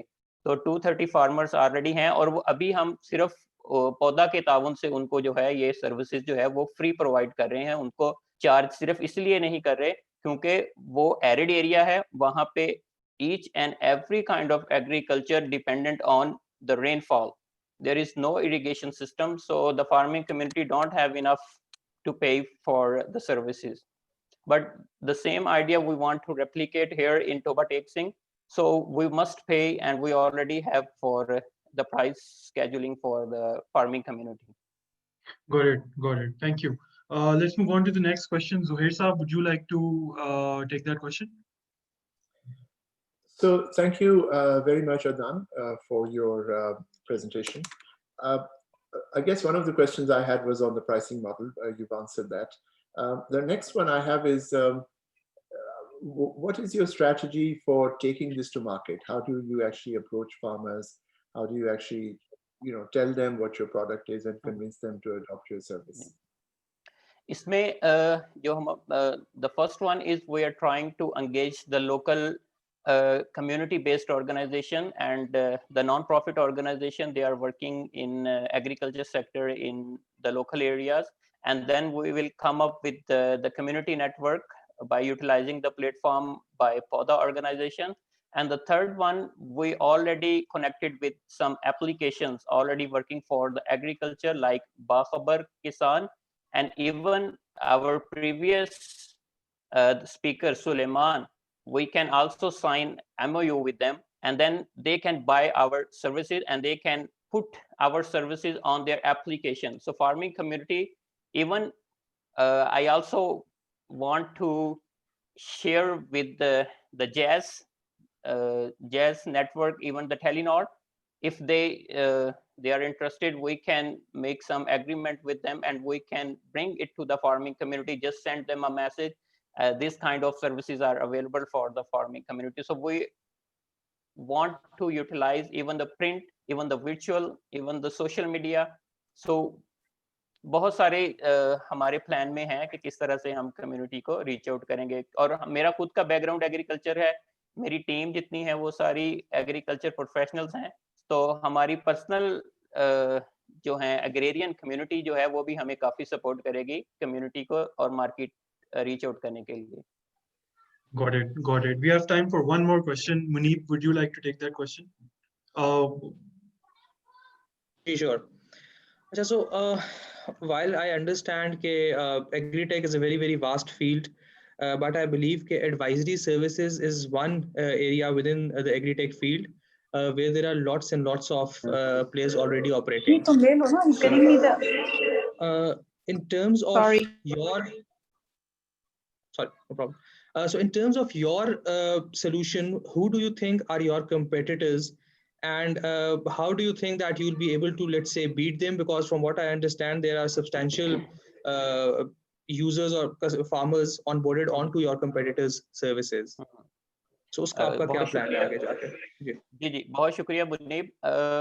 पिछले 1 साल से मैं पाकिस्तान में बेस्ड हूँ और मैंने एग्रोमेट्रोलॉजी पे जहाँ पे जितनी रिसर्च अभी की है लोगों से मिला हूँ, मुझे मास वाई पाकिस्तान मेट्रोलॉजी का एक उनका जो वेब पेज है फार्मिंग कम्युनिटी के लिए, जिसमें वो जर्नल सी जो आप 9 बजे के खबरनामे के 3 सेकंड पहले भी सुनते थे, फार्म किसानों के नाम अहम पैगाम, वही कन्वेंशनल मतलब एक काफी अरसे से चलता है। इसके अलावा कोई कंपेटिटर मुझे अभी तक ऐसा नजर नहीं आया इस लेवल पे जो एग्रीकल्चरल और मेट्रोलॉजी की सर्विसेज का कॉम्बिनेशन फार्मिंग कम्युनिटी को दे रहा है। आपको पता है कि क्लाइमेट इस टाइम जो है वो लोकेशन टू लोकेशन वेरी कर रहा है। तो ओवरटेक्सिंग में अगर ड्राउट है तो मुल्तान में मे बी फ्लड का सीजन हो और उसमें कोई और क्रॉप चलेगी, लेकिन हमारी फार्मिंग कम्युनिटी को इस हवाले से बहुत बहुत जरूरी है उनको इस बारे में मोटिवेट करना और गाइड करना कि रीजनल लेवल पे और जो मल्टी लोकेशनल लेवल पे उस पे हम अपना क्रॉपिंग सिस्टम जो है उसको रीसेट करने की जरूरत है। तो बेसिकली मुझे अभी तक सिवाय पाकिस्तान मेट्रोलॉजी ऑर्गेनाइजेशन के कोई ऐसा कंपेटिटर नजर नहीं आया जो एग्रीकल्चरल सर्विसेज जो है प्राइवेट सेक्टर में, इवन बहुत सारी फर्टिलाइजर कंपनीज हैं, सीड कंपनीज हैं और पेस्टिसाइड कंपनीज हैं जो पूरे पाकिस्तान में, पंजाब में काम कर रही हैं, सिंध में काम कर रही हैं, लेकिन वो जनरल जो पाकिस्तान मेट्रोलॉजी की एडवाइजरी होती है वही दे रहे हैं। और मैं आपको एक और बात बताता चलूं कि पाकिस्तान मेट्रोलॉजी के जितना भी इक्विपमेंट है वेदर से रिलेटेड, वो जो डाटा लेते हैं वो बहुत ही सिलेक्टेड लोकेशंस पे है। ओवरटेक्सिंग में एक है, लेकिन मैंने आज तक उसकी कभी रीडिंग जो है वो उनको लेते हुए नहीं देखा पर्सनली। तो इस लेवल के ऊपर मतलब मेट्रोलॉजी की सर्विसेज क्या प्रोवाइड कर सकते हैं अगर इस लेवल, तो ये इसको रीजनल छोटे लेवल पे, डिस्ट्रिक्ट लेवल पे करने की जरूरत है।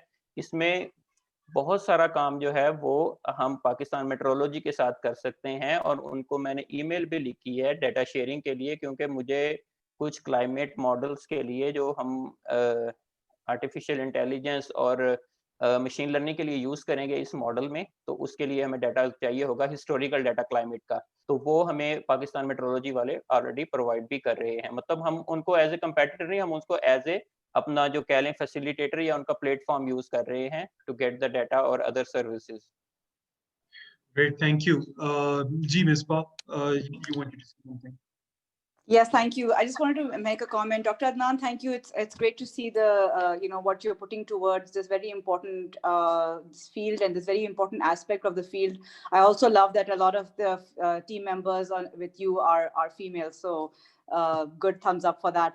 But really just one comment, two comments I wanted to make. One is that you mentioned that the setup cost is $5,000. And then of course the farmers get 75 rupees उनको देने होते हैं तो ये $5,000 cost को fund करने के लिए my suggestion would be definitely look at partnerships. I like that you already reached out to the people that are on this call in terms of putting your solution forward. I hope that this competition will give you a bit of a platform also to do that. But I also think that given the broader impact that this can have, you should really be looking to either potentially looking at grants, hybrid grant funding, where the initial setup cost can be funded by someone through a grant, and then you can charge the farmers on a per usage, as well as collaborations with other organizations, partnerships, including the government. So I think you're on the right track. I just wanted to add that comment that that is something that you should really focus on, because the $5,000 cost of a setup for those small farmers may be something that's harder and then makes your solution not sustainable from a revenue perspective. So I just wanted to mention that. Thank you very much. Even we will not ask for the $5,000 from the small farmers, but if we come up with the same idea for the progressive farmer, we must charge them $5,000, just like SC Gardens, they have the big progressive agricultural production system. So for the small farmer, we will only charge the services for 75 PKR for 1 month. Got it. Thank Got you it. very much. Thank you, Dr. Adnan. Thank you for your presentation, and thank you for the wonderful work that you're doing. We'll move on to the next presentation. Judges, please take a couple of minutes to score Dr. Adnan and his team, Team Climax. Utti der mein Fahim, and we have, sorry, apologies. We have Dr. Noshirwan from Smart Aquaponics. So if you could share your screen, we can begin in a minute or two. Once you have 1 minute left, I will be ringing a bell. Us bell ke baad aapke paas 1 minute hoga, so please try and wrap your presentation up in that time. And if I could request you to please pitch in English if you're comfortable with it, that would be really great. Otherwise, any language that you prefer would be great. Ji, thank you. Can you hear me? Yeah, I can hear you perfectly well. If you could just give me 30 more seconds, maybe a minute. Yeah. Let me just. Can you see my full screen slides? Yes. Yes, I can. Yes, I can. Perfect.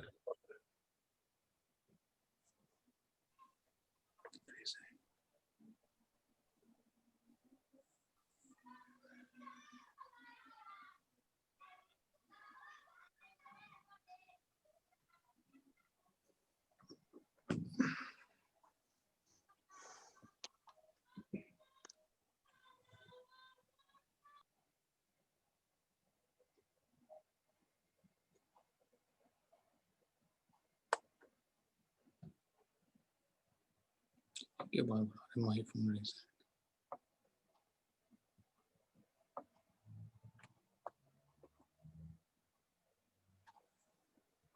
इसको कैसे करने खत्म super वाला mouse नीचे करने चलो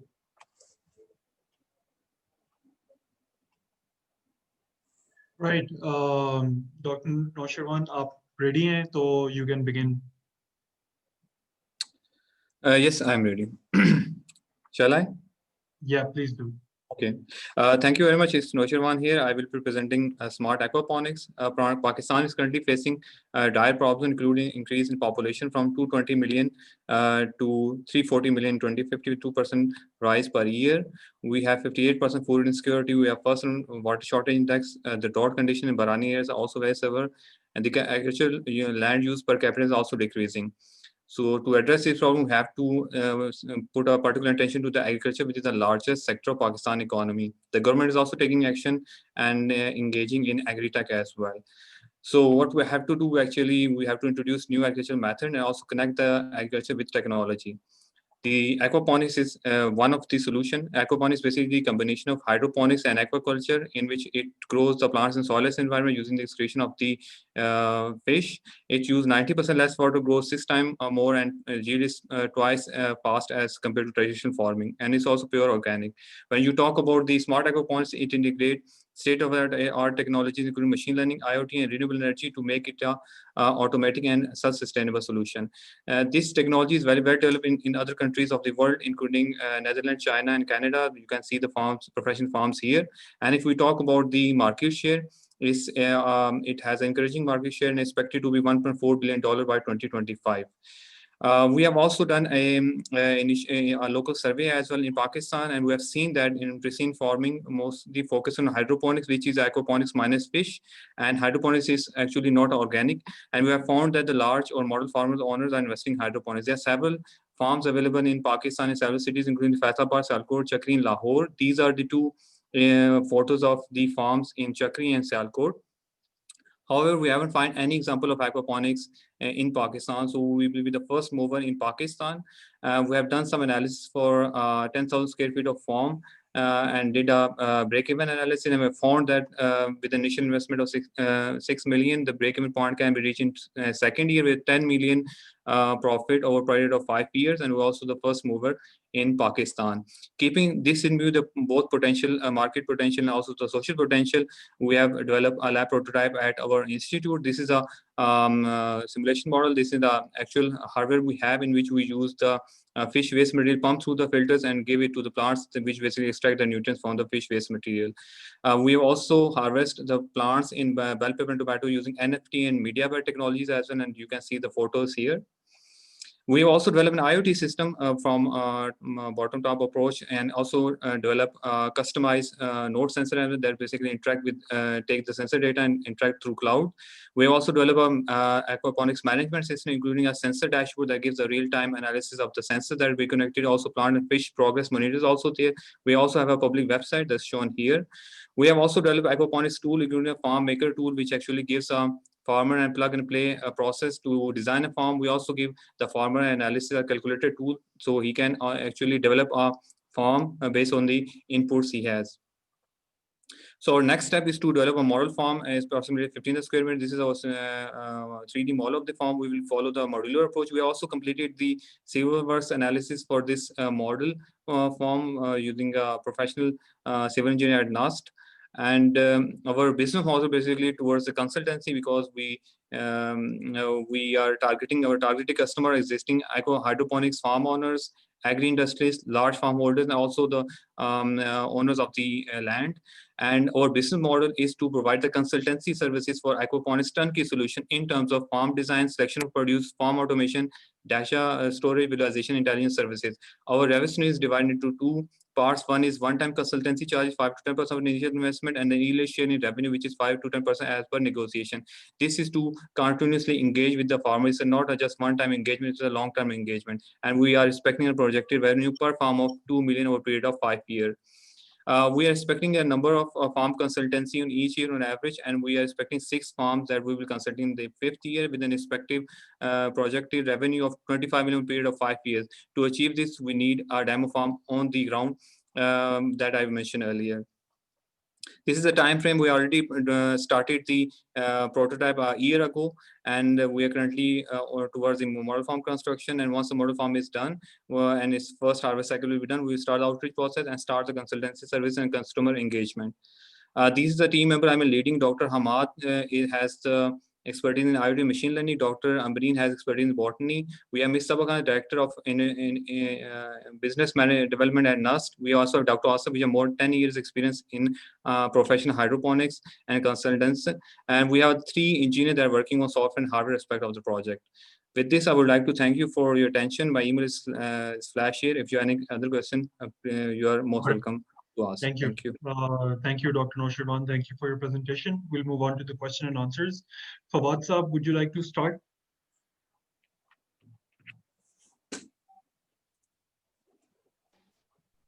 Sure, Ji. Thank you, Janab, for a good presentation. If I understood correctly, you don't have, in terms of your timeline yet, a proof in the market? I mean, your entire product line of consultancy is based on your successful piloting of your own facility.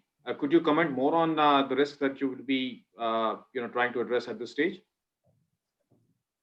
Yeah, actually, this is Dr. Hamad, a team member of this project. So because this is a new technology, it is very important for someone to have trust in the technology and to see it operational. So that's why we haven't yet, went to the market, and we need to focus on first having a model farm of 1,500 square feet, then do the outreach, invite the potential customers which are enlisted here, and have that customer acquisition process. So that's why we are going in kind of a sequential way, because this is not tried yet in Pakistan. And actually, we have started. Also, we'd like to add that we have started this process more than a year ago, and we have developed a lab prototype as well. And now we are going to all the model farms, because seeing is believing. So if we show them a model farm in NUST, and actually NUST is also providing us a space to build this farm. However, on the other side, our takeaway from this this competition is that we want the serious investor to give us at least 5 million to invest in that model farm, because that model farm will be served as an example to convince the target customer that we have mentioned here on the slides. Do you have any international collaboration, because it's something new that you're bringing to Pakistan? Yeah, in terms of getting advice, we have some of the people, some professors in the UK whom we have contacted related to this aquaponics system, which have mature systems in place. And in terms of IoT technology, we also have an international partner, which is Sci-Flare Private Limited. So these are the two aspects we are collaborating with internationally. Wonderful, thank you. Moving on to the next question. Ahmed Javed, would you like to ask a question? Sure. Yeah, just a couple of things. One is, I understood that you're primarily taking on the role of the technology provider over here. Are you thinking of expanding into some other areas as well, like market linkage and other things to support the farms that you provide consultancy to? And the second one was that you gave a general kind of break-even assessment, 6 million of investment, and I think it was a 2-year payback period with 10 million profits in 5 years. It would be good to understand how that varies across crops, and have you looked at what impact that would have with different crops? So yeah, those would be my two questions. I'll answer the second question first. It's aquaponics, as we said, is a mature technology worldwide. So they have shortlisted the best vegetables and fruits which are suitable for aquaponics, which are listed here. So the calculations which have been done are based on bell pepper, strawberry, coriander, and lettuce. And based on that, this break even is from a progressive farmer perspective who is already doing farming on a soil based land. So the USP for him is that they will be able to produce 6 times more using this technology with 90% less water. So that's the kind of message we would have for the progressive farmer using this technology. And your first question was about, I'm sorry. It was about your role as a technology provider, but then there might be other elements of support that people need in order to implement this, such as market linkage or other elements. Yeah, actually, we see our role as a kind of a technology aggregator or a consultant who brings different partners. Like we'll have one partner who will build the greenhouse, the external shed, and one partner building the internal things of the aquaponics farm. And these progressive farmers already have a supply chain for the produce which is soil based. So that part is taken care of from their side, and we are kind of the aggregator of the technology for the aquaponics farm, mainly having 2 key partners building the greenhouse and building the internals of the aquaponics farm. Great, thank you so much, and thank you for the presentation. And just one thing I would say is, we've connected with a couple of UK-based at GSMA, IoT or aquaponics organizations that are working in this. So yeah, if you want to be connected to them, please do reach out, and we can help you connect with them. Perfect. Thank you very much. Thank you so much, Ahmed. Thank you for that. We have time for one final question. Natalia, would you like to take that question? Yeah, I just would like a clarification again, like in a couple of sentences. What type of farmer would be able to afford a solution like that? And how are they going to pay for this? Is this like a subscription model where they get the equipment and then the service and support from you guys on a monthly basis? Was like a one-off payment? And if it is a one-off payment, would they be able to afford it? Is it really for smallholders? Like if they can't afford it, would you have partnerships with financial institutions to do that? So just who is it targeting and can they afford it? I think that's the summary of the question. Yeah, the beachhead customers for us at the moment is the progressive farmers who hold a lot of land. So this solution is not for the smallholder farmer at the moment, as mentioned in this slide. And the revenue streams, we have two models. The first is an upfront payment, which is mentioned as a consultancy charges, which is about 5 to 10% of the initial investment. So if, for instance, if for a 10,000 square feet farm, the initial investment, the capex is 6 million. So 5 to 10% of that would be paid upfront as our consultancy charges. But then to have a customer relationship on a long term, we are asking for a revenue share on a yearly basis. So that would give the message to the farmer that we are in it for a long term. And that's the second revenue stream, which is the recurring one. And that is 5 to 10% of the revenue. So there are 2 yields per year in a typical aquaponics farm. So from that yield, the revenue from that yield will have 5 to 10%. So these are the 2 revenue streams from do they pay for the installation and equipment itself? Because it seems Yes. like a big capex. So there are those things, right? So consultation, and then the installation, Yes. and then there is revenue share. So 3 really.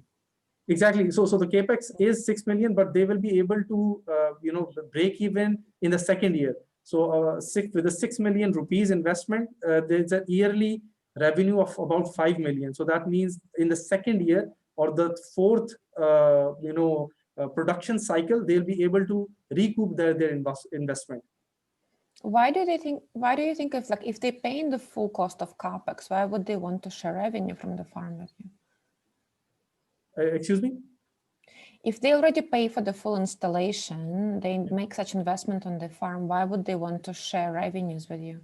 This is because they are not trained in aquaponics, and we know what are the settings and what is the environment and automation required for running an aquaponics farm. So that's where we will be visiting regularly, initially on a monthly basis, and then less regular, but to run the operations of an aquaponics farm. So that revenue, the recurring revenue, is for those services. So everything is kind of running smoothly, because this is a new thing, and a normal person probably will not know how to set the settings for the humidity and temperature and so on, and for the IoT. So that's where we would get our revenue share from. What's your ambition in terms of number of customers? So we are targeting, we have a growth mindset. So starting with 2 farms in the first year, and then going to about 18. So this is the number increase in numbers. So these are unique customers per year. So in the first year, 2 farms, then 3 farms in the second year, and so on. And in the third year, we plan to basically expand in the regional market. So these numbers are only for the for the Pakistani market, and in the regional markets, and through doing networking, which Mr. Ahmed also offered. So this is the plan. Okay, this slide looks like I see only a corner of that slide for some reason. That's why I'm asking to say, what's your target in 5 years? How many customers do you want to reach with this model? So if I sum them up, 11, 15, 18, 20. So 20 customers in 5 years. So Okay, 20 farms. 20 farms. Great. Thank you, gentlemen. Thank you so very much for your wonderful pitch. We'll move on to the next presentation. Judges, we're about 5 minutes behind schedule, so if you could please score the previous applicants, then we can begin the next presentation. Okay, thank you. Thank you, Zen. Thank you very much. Thank you, judges. Please अपनी screen unshare कर लें. जी sir. Got it. Thank you. Thank you. Usman and Jamshed, आप लोग please अपनी videos भी on कर लें. Both of you have the permission. Yeah, I can see you. And if you could also share your screen and get that ready. And also, Usman, if I could request you to pitch in English, if you're comfortable with that. If you aren't, that's also perfectly all right. You can pitch in whatever language you're comfortable with. Of course, that's not a problem. Wonderful. Thank you. Okay, Usman, just give me a couple of minutes. Well, the judges will be done very, very soon, and then you can begin.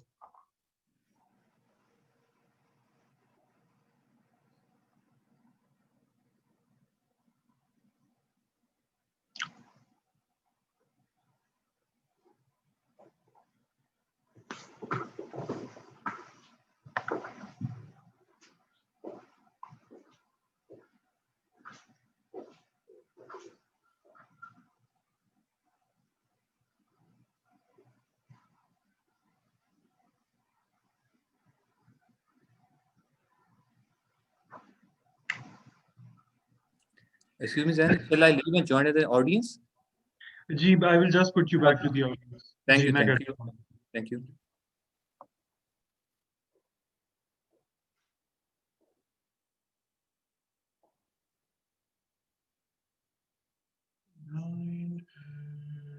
Yeah.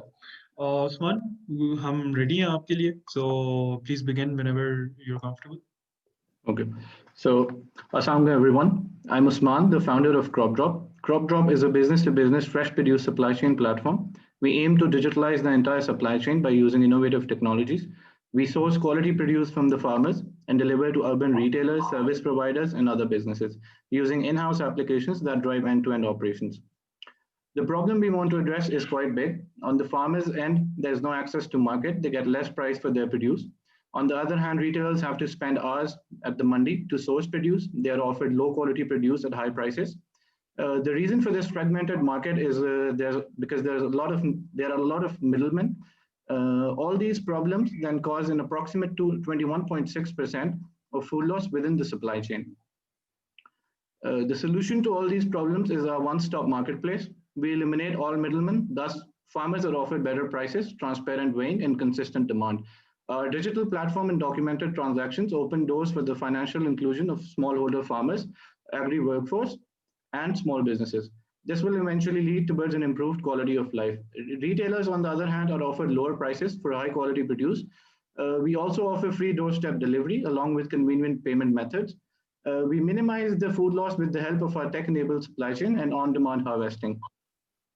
We have a multi-language platform consisting of a web portal, a customer app, supplier app that can be used by the farmer, an operations app used by our own team, and a driver app for efficient and timely deliveries. This is how it's done. We source our produce from farmers through our collection centers and procurement teams. The produce is weighed and the farmer receives the payment in 24 hours. Once the produce reaches the warehouse, it is then sorted and packed according to the orders. Strict quality checks are enforced in order to ensure we only deliver the best. After the order is prepared, it is assigned to a driver. Each driver gets a delivery route through our optimized engine in order to utilize maximum vehicle capacity. Recently, after our product review with NIC, we did a pilot test which turned into a soft launch, and this is our customers' feedback. वालेकुम। आज से 6 माह पहले हमने एक AR pickle के नाम से प्रोडक्ट लॉन्च की। इसकी प्रिक्योरमेंट के लिए हमें काफ़ी मसाइल दरपेश थे। मंडी में ना सिर्फ टाइम का ज़िया बल्कि क्वालिटी और रेट पर भी बड़ी बहस होती थी। जब से हमने CropDrop से माल लेना शुरू किया, ना सिर्फ हमारी क्वालिटी बेहतर हुई बल्कि हमें रेट में भी काफ़ी फ़र्क नज़र आया। हमें CropDrop से बहुत मुतमईन हैं और इंशाल्लाह आइंदा भी काम करते रहेंगे। Thank you. Our potential customers are fresh produce retailers, restaurants, hotels, and other service providers. When we take care of fruits and vegetable supplies, store owners can focus on what they do best, sell and sell more. Similarly, fresh and quality produce is the fuel for every restaurant. The agriculture industry contributes 18.9% to Pakistan's GDP, yet our agricultural potential remains untapped as we struggle with supply chain inefficiencies and a fragmented market. However, there are over 10,000 customers for us only in Islamabad and Rawalpindi.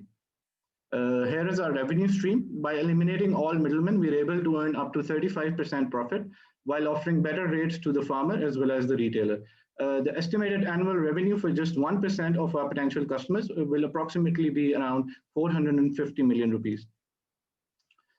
These are the few businesses that we consider as our competitors. However, our key techniques and technologies allow us to stand out. Our collection centers are an important part of the supply chain. With the help of these collection centers, we have and will build trustworthy relationships with the farmers. Next, we're using data and machine learning to eliminate supply-demand mismatch and forecast prices. We have a number of go-to-market strategies. The first is sales through call centers and sales team. Second is a single product entry. It allows us to gain customers more easily. This is Team Crop Drop. Along with the relevant experience, our team shares a solid bond since preschool, which we believe is the key to our ideas execution in building what is the future of Pakistan's fresh produce supply chain. This has been our journey so far.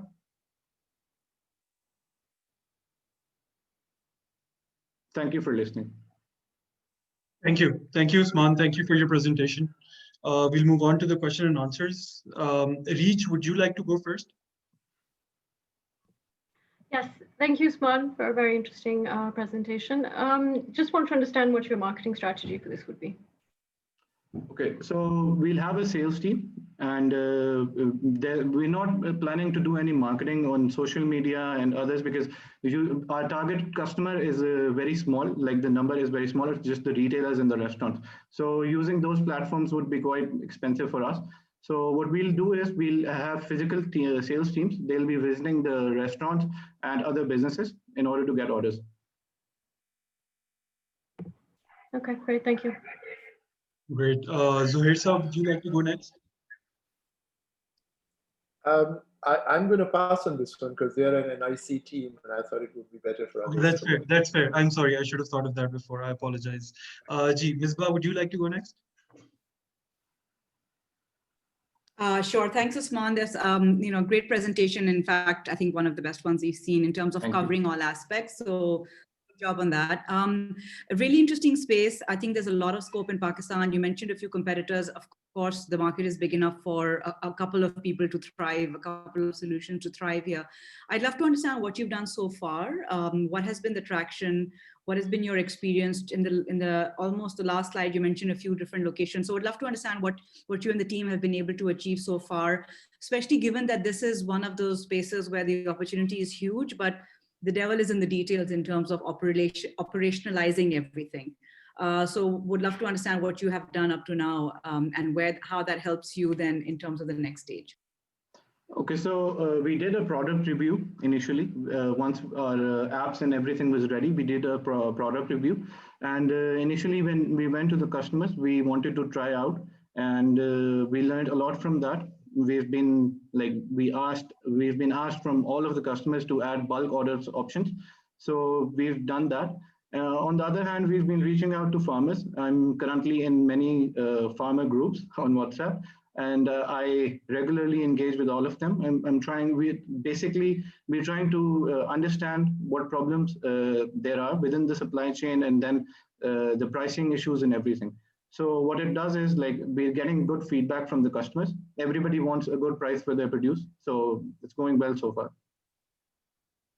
Okay, so you're still in a bit of an exploration stage in terms of where the product fits in, both because you obviously, essentially, if you're a marketplace, you have both sides that you have to take care of, the farmers as well as the retailers and potential buyers. So you haven't got to that stage where you're in the market with the product. It's mostly at prototype stage, to be clear? No, actually, when the product itself, it's not necessary for us to operate. We want everybody to use the platform because it enables us to minimize our costs and everything. But we've been operational since this month, the start of this month. And we have over like 7 to 10 customers, and we've been supplying to them. And how much volume have you processed with those customers? We haven't actually calculated that yet, but for the future, we've been like for the single market, single product entry into the market, we wanted quinoa, and we've onboarded almost like around 25 farmers. And what we expect is we'll be moving around 10 to 15 tons of quinoa this season. Okay, thanks. Wonderful, thank you. Favad, Soomro Saab, would you like to ask Team Crop Drop any questions?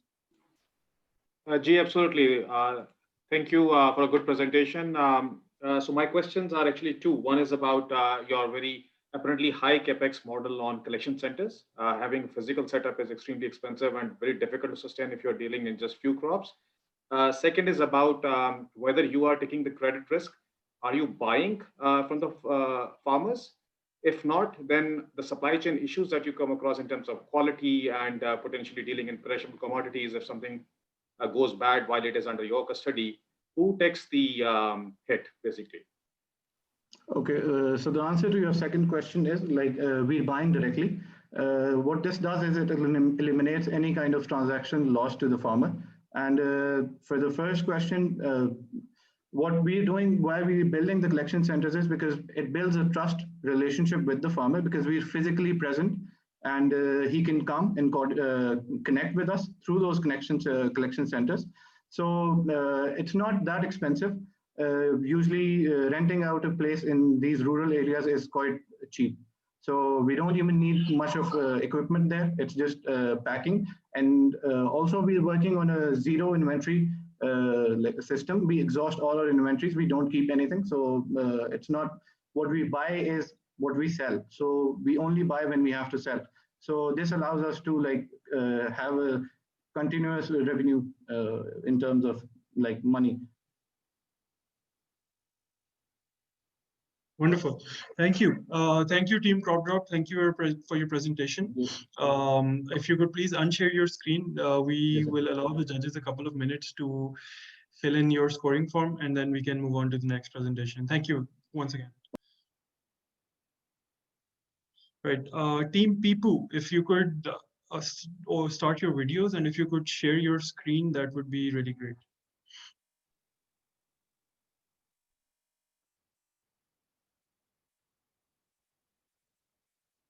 Ji Anas, can you hear me? आप लोग mute पे हैं सारे. Raza, can you share it? Yes, I'm sharing my screen. Thank you.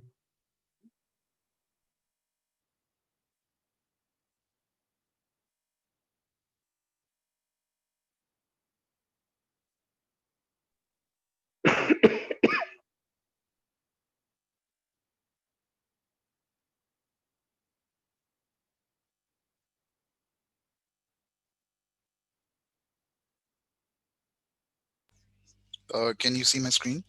Yes, I can. Yes, I can. Okay. So just give us another minute. May I let you know, and then you can start. Yeah, sure.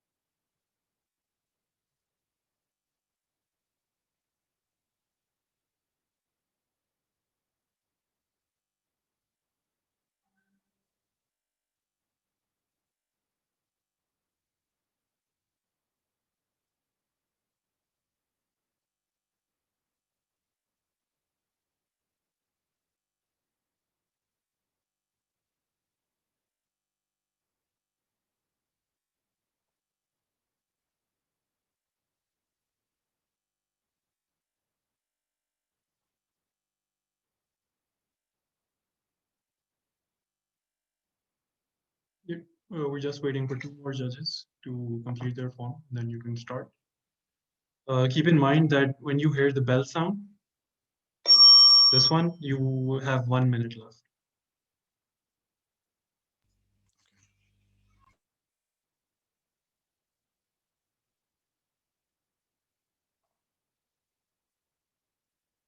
Right, we're good to go. So please start whenever you're ready.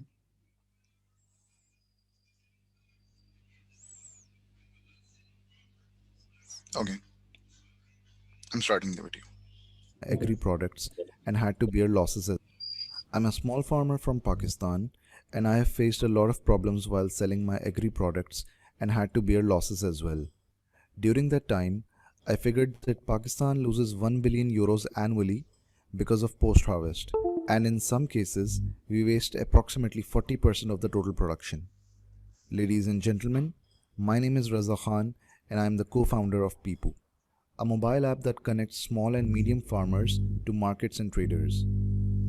We currently have 700 plus users using our mobile application, and some of them are trading manually through our social media platforms.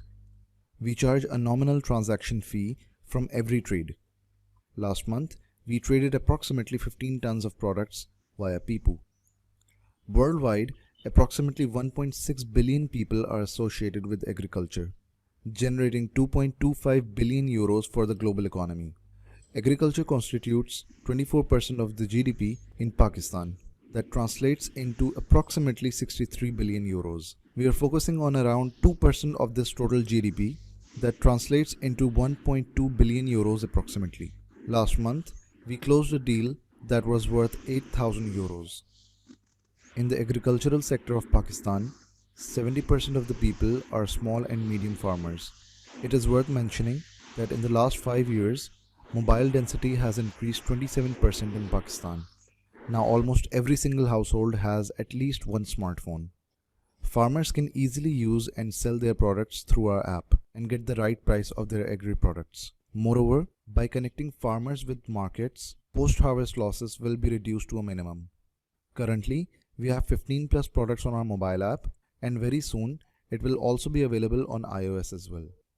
In the rural areas, people will help in maintaining social distance during the COVID.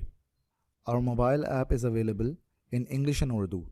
In the future, it will also be available in other local languages as well. This app can potentially help farmers around the globe, but currently, we are trying to empower the farmers of Pakistan. According to an estimate, 65% of Pakistan's population is directly or indirectly engaged with agriculture business, out of which 36% are male and 65% are female. We have already mentioned that we have 700 plus users. Weekly, we are conducting live interviews of farmers, traders, and agri-experts. We can approximately make 18,000 euros annually through one product. As we have already mentioned that we have 15 products on our mobile app, so if we do the math, it becomes around 250,000 euros annually. For that purpose, we ask for 400,000 euros. Since we are eliminating unnecessary travel to and from markets, we are essentially saving fuel and contributing in minimizing the emissions of gases in the environment. This is our team, where we have Anas Sheikh, who is not only the founder but a farmer as well. Hina Kamal, who is a PhD research scholar from the University of Nottingham. Her main focus is on food waste recycling and product development.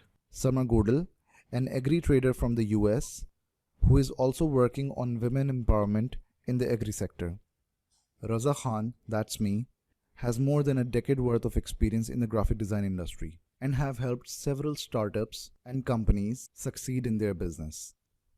Then we have Vasio Khan, who is an author, farmer, and a local coordinator.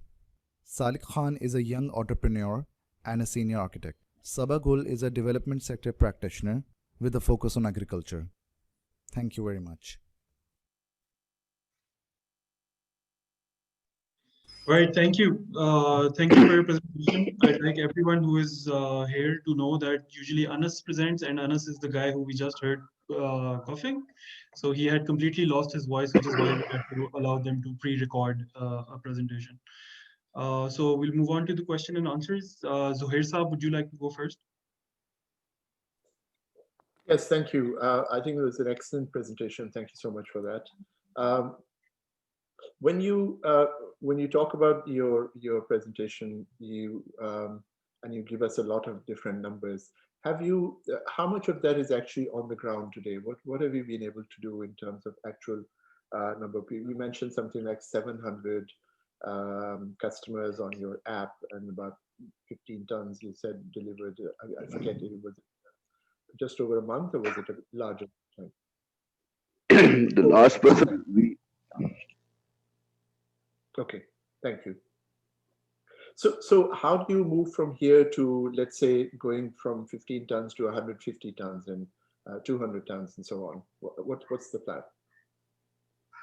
So what we are doing basically right now, that we are basically connecting small farmers within their vicinity, and if they want to trade things in their vicinity, we are just facilitating them right now. When it's come to the big trade, which recently we have mentioned in our in our presentation. So what we are doing is that we are doing is that we take the responsibility of that particular trade, and we provide the logistics in that, and we take care of the packaging and everything in that as well. Right. So But in how that do you manage? What's the plan to scale to that kind of big level, if that's the right question? So we are, as already we have mentioned, we are raising the right now investment at the moment. Right now, what we do is, I'm a farmer myself from Hyderabad. So what I do is I travel a lot in Pakistan and make sure, and I take care of the logistics and the quality and control myself. Okay. All right. Thank you. Thank you, Zouhair sir. Moving on, Mr. Amir Iqbal, would you like to ask some questions?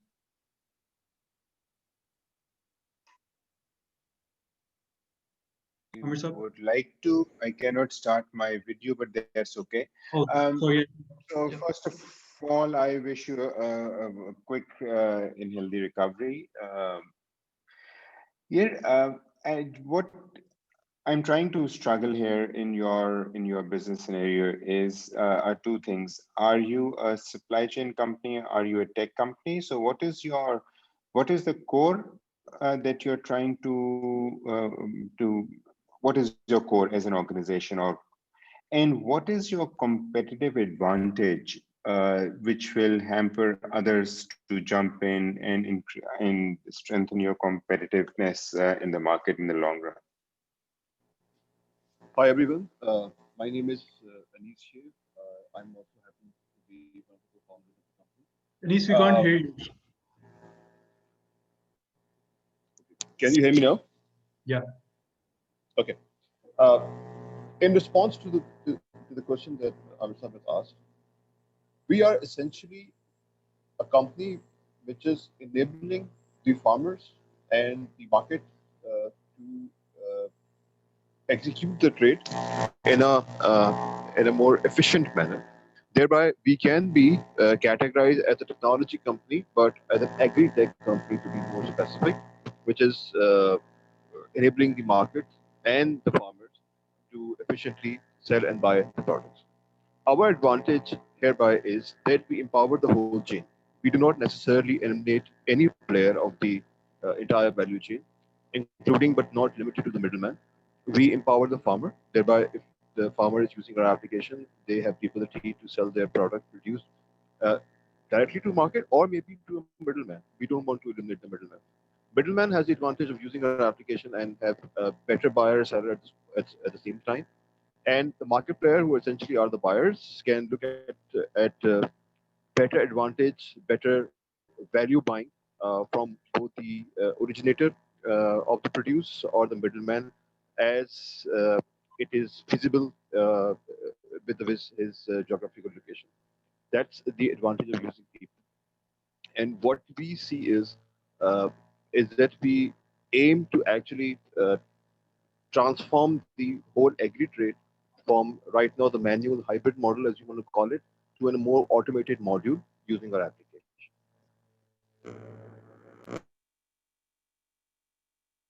Okay, thanks. Thank you. Ahmed, Javed, would you like to ask a question?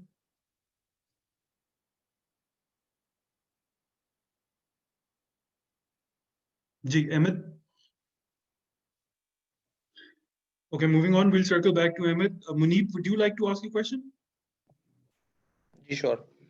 Achha, so you've mentioned that you're just offering an app-based solution right now.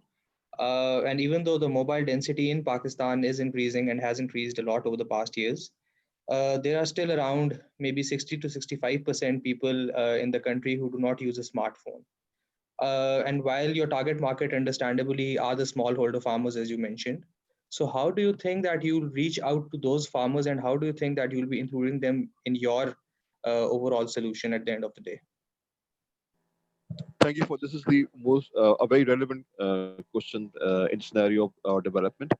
We have done our research, a little bit of homework, and as was mentioned in our video presentation, that we were able to um, identify that a lot of households, even the smallholder households, at least have one uh, smartphone that they can use. Not just that, but the connections in most rural areas are improving. Also, in the last 2 years, we have identified and we have data to support it that the usage of smartphone is actually increasing, not just in the cities of Pakistan, but in rural areas as well.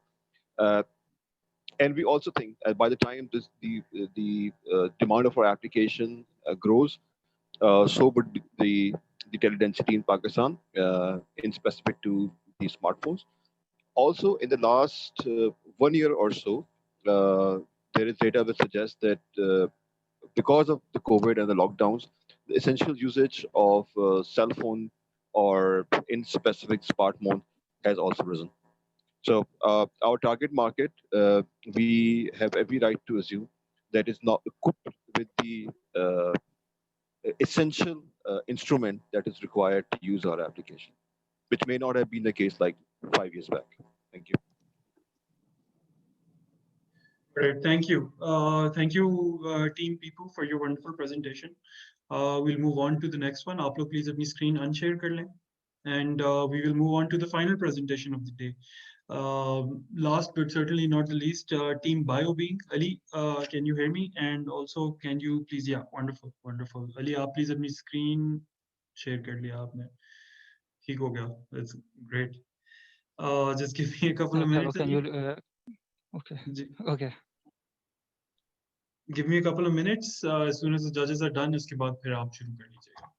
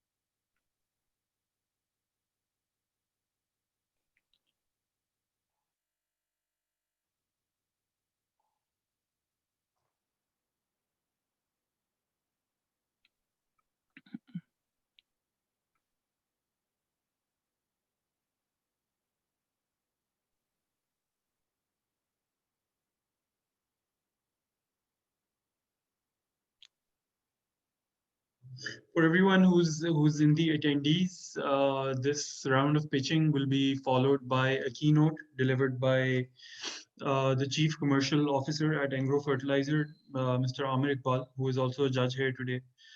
And after that keynote is done, we will be announcing the results and the winners of the top 3 prizes.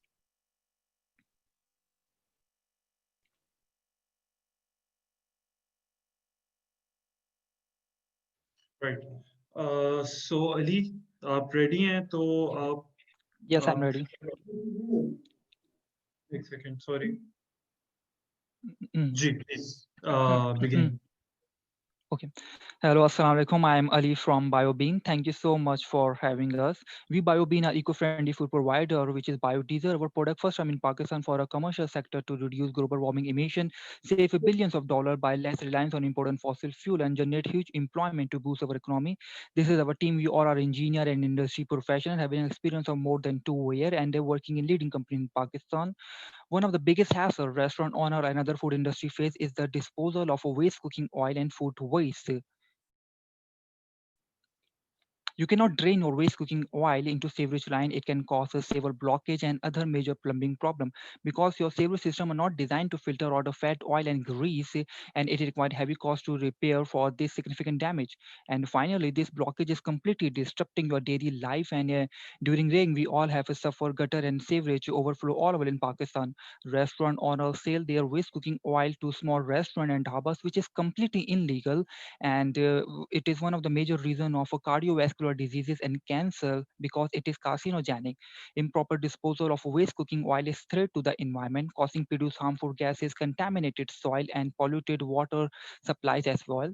In Pakistan, 40% food is wastage, which is equivalent to 36 billion ton of food. Food wastage is a carbon footprint is estimated 3.3 billion ton of carbon dioxide released into the atmosphere.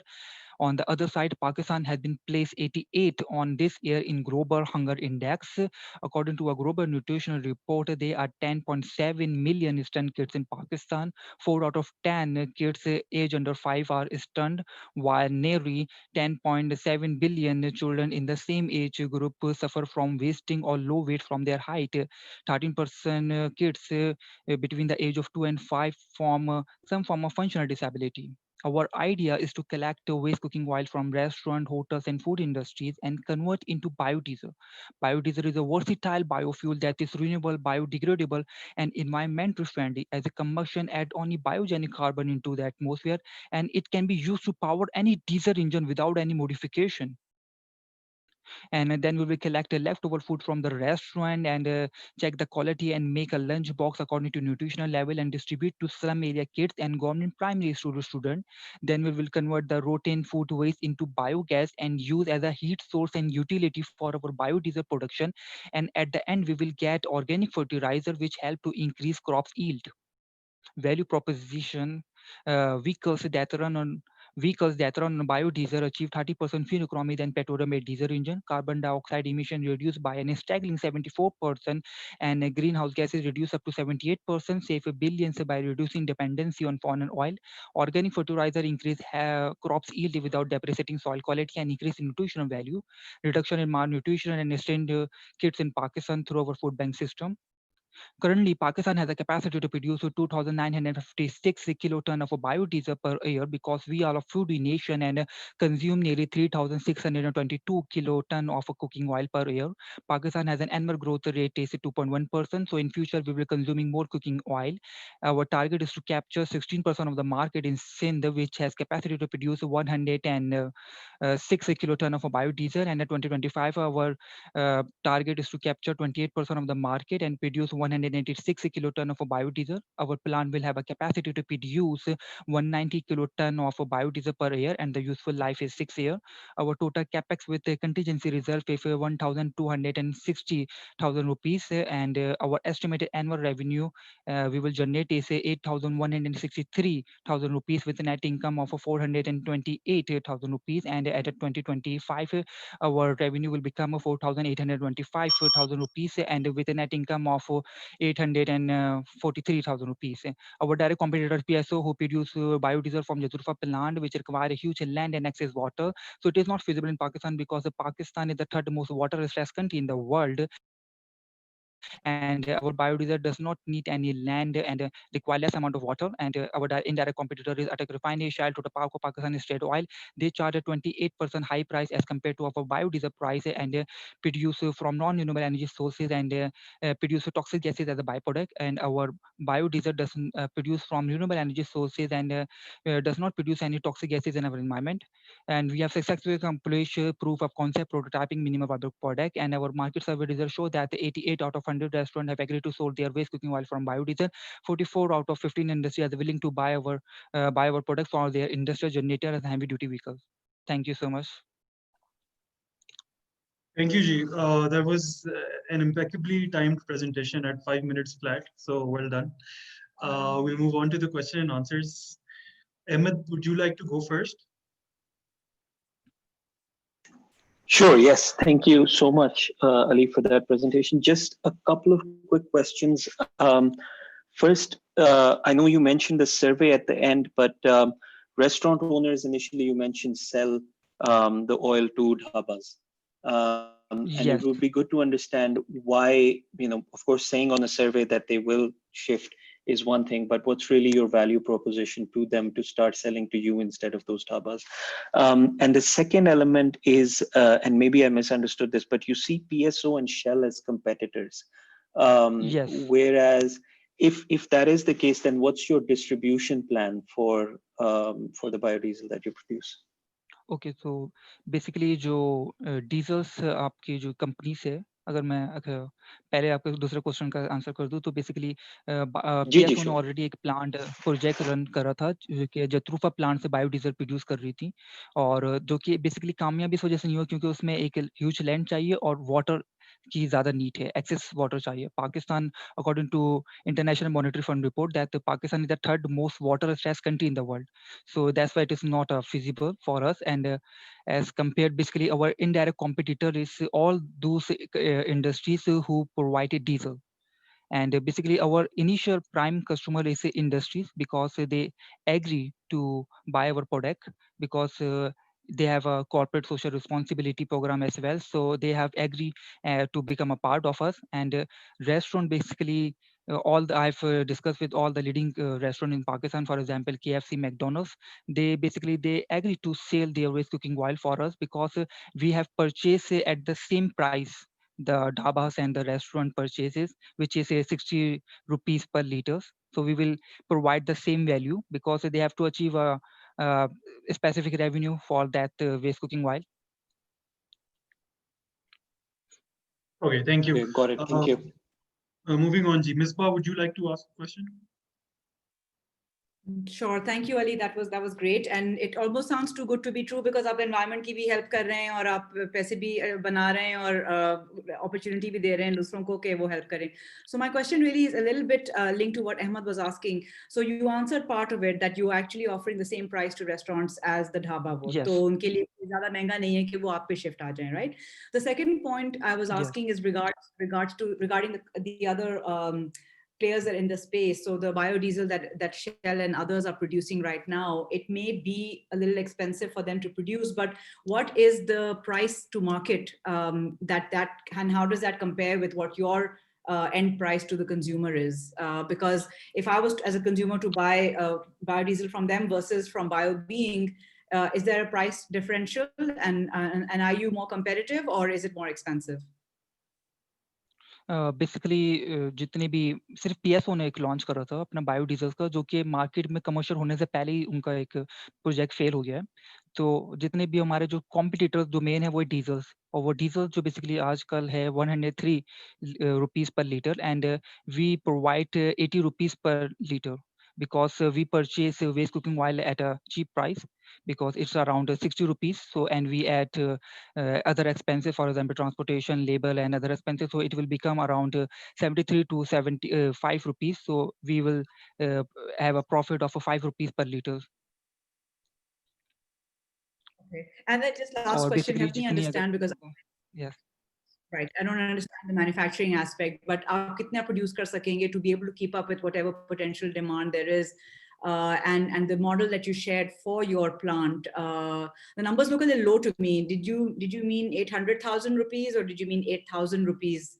Because if you're making revenues over here, are they in millions or are they in actual numbers?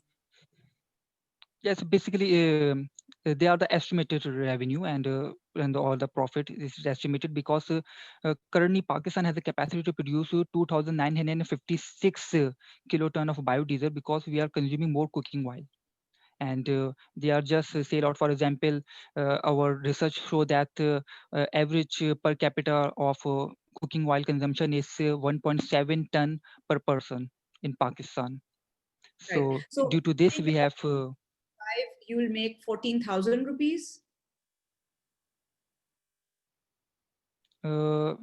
Which figure are you talking about? Last number in the revenues section. I'm just trying to understand like what is the total revenue potential of this? Yes, basically, yes. Basically, we have to increase our market capture. For example, today, basically, Sindh has a capacity to 6,664 kiloton of a biodiesel produce only if we capture only anything. So we will capture only 16% at an initial level, and after 5 years our target is to capture 28%. So which required basically a biodiesel is around 800 and for example, yes, 186 kiloton, and our cooking oil will be become 193 kiloton. So we will sell out to 186 kiloton at the rupees of 80 rupees per liter. So we will generate a profit of 14,285 rupees and the net income of 843,000 rupees. Okay. The above graph basically show the consumption, basically cooking oil in liters. For example, 2021, we will increase day by day the market capture, and at net 2025 is 193 Got it. kiloton. Thank you. Yes. Favad Saab, would you like to ask a question? Ji, thank you. My questions will also be around the supply chain, because I think a lot of profitability determinants will come from the efficiency in the supply chain. I think collection, have you worked out any specific minimal unit that you would buy? Because you can't just go into micro quantities, and because that aggregation alone would take away so much of your margin, both in terms of the cost of transport and the manpower that you have to maintain and everything. So yeah, please elaborate a little more on the supply chain in terms of how you would be able to collect enough, because Pakistani consumption are bata rahe hain, but that is very widely dispersed. It's not going to work out. I mean, a supply chain which is based on such micro quantities.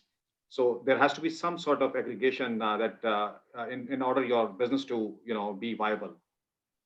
Could you please elaborate on that? Basically, जैसे basically अगर मैं सिर्फ एक KFC की restaurant की बात करूँ, तो बेसिकली उनकी बहुत सारे फ्रेंचाइज है, और सिर्फ एक फ्रेंचाइज की बात करूँ तो वो तकरीबन कंज्यूम कर रही होती है 48 लीटर्स कुकिंग ऑयल, और जो कि मंथली बर्न होता है 1920 लीटर्स, और उसको बेसिकली अगर आप सिर्फ 20 फ्रेंचाइज से मल्टीप्लाई करें तो उसको बनता है 19,020 लीटर्स.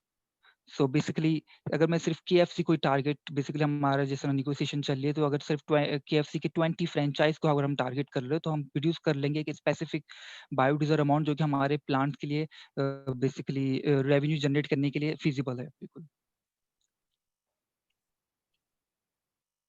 और बेसिकली जो कलेक्शन की बात है, बेसिकली हमारा जो मोस्टली जो है कि एक सिर्फ नॉर्मल ट्रक चाहिए हमें, जिसमें बेसिकली हम लोग सर्व स्पेसिफिक हमारे रेस्टोरेंट्स होंगे, क्योंकि हमारी उनकी कोलैबोरेशन ऑलरेडी हो रही है, और बेसिकली मेरी उनकी नेगोशिएशन चल रही है.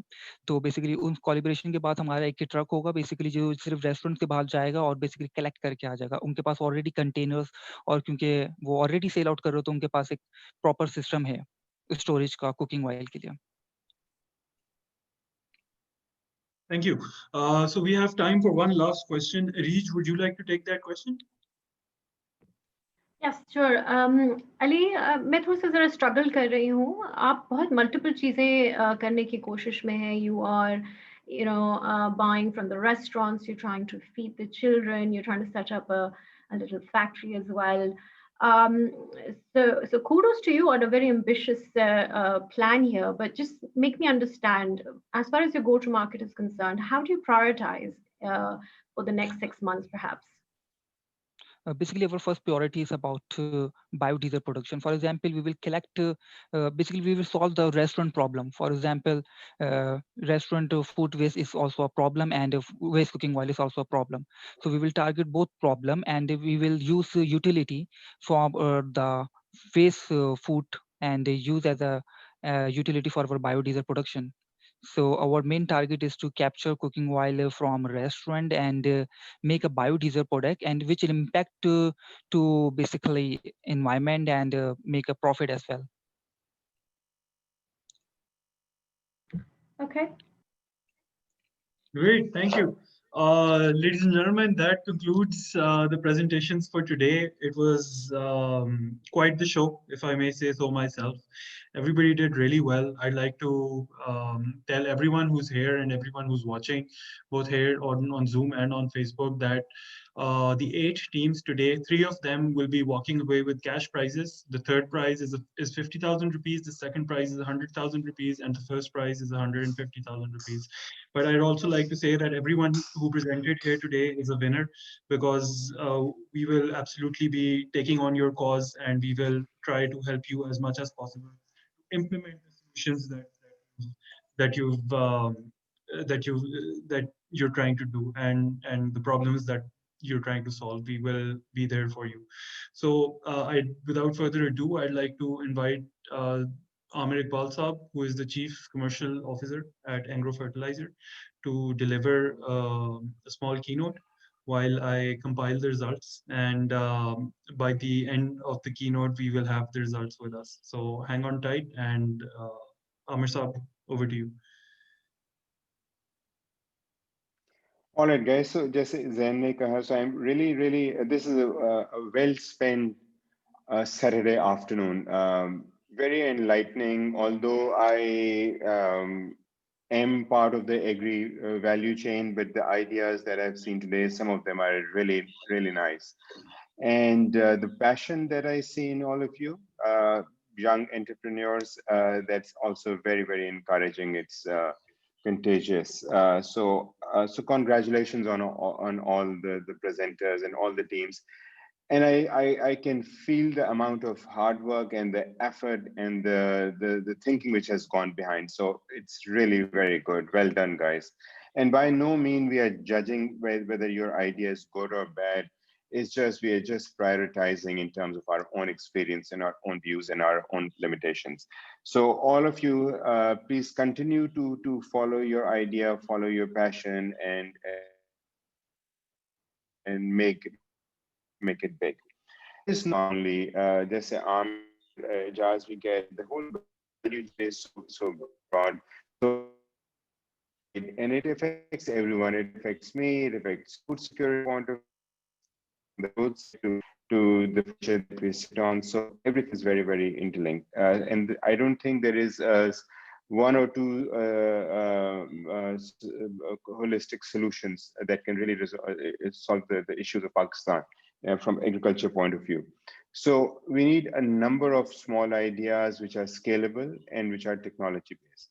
And I tell you one more, my own experience at Engro Fertilizers, we started entering into technology and digitalization 12, 18 months ago. And to my utter surprise, farmers are more tech savvy, and they're very open about technology than what we think.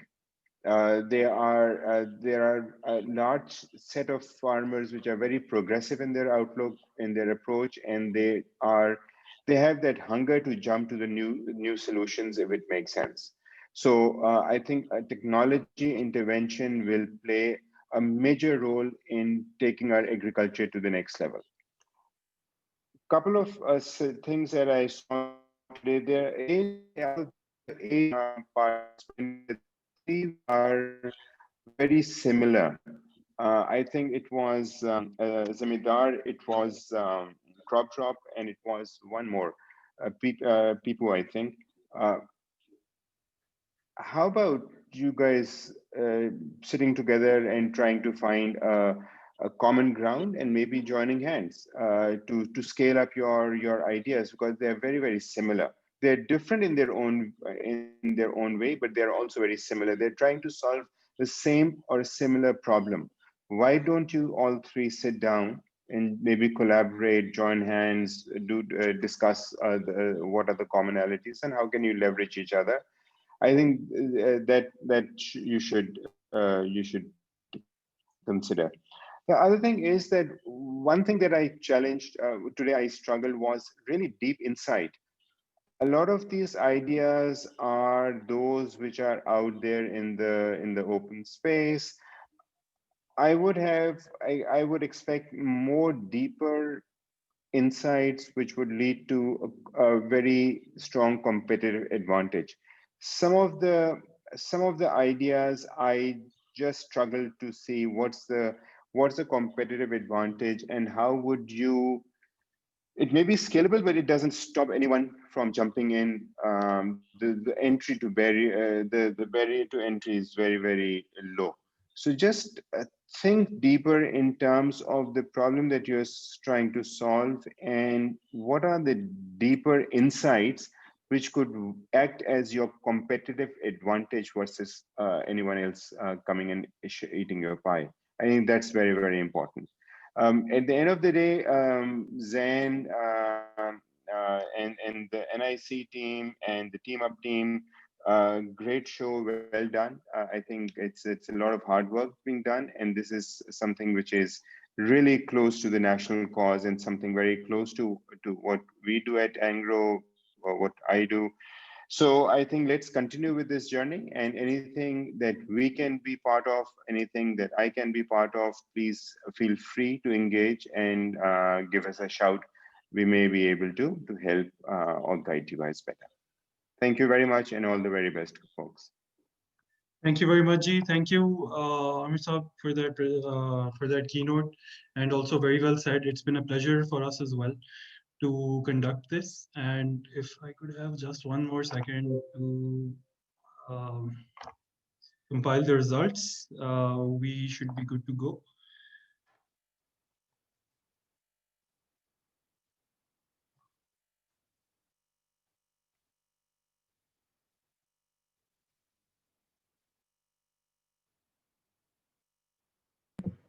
A drum roll, perhaps?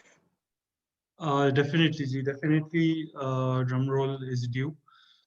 I need... on Zen right now to calculate quickly and correctly. I just want to make sure I don't make any mistakes here. Take an extra minute. Yeah, just get the calculation right. Just take an extra minute if you need it.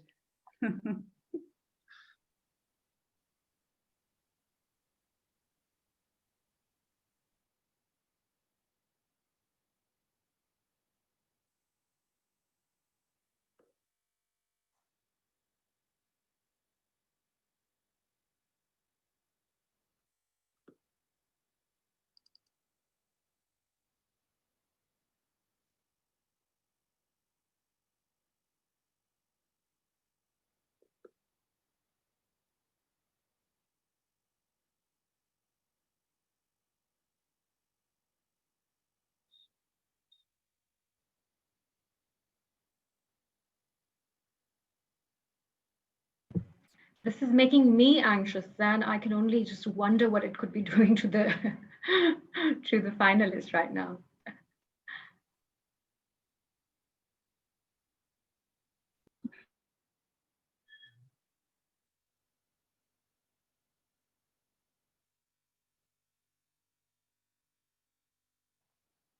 That's what happens when you have too many tabs open in Excel.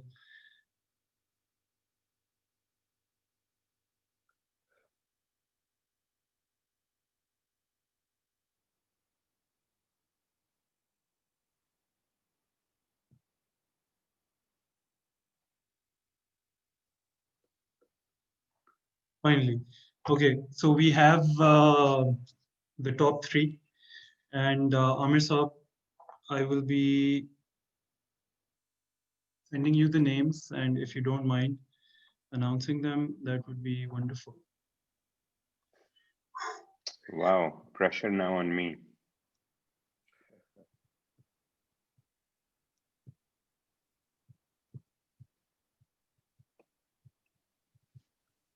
Then do we have all the participants on video, or I only see Ali because he was the last one presenting?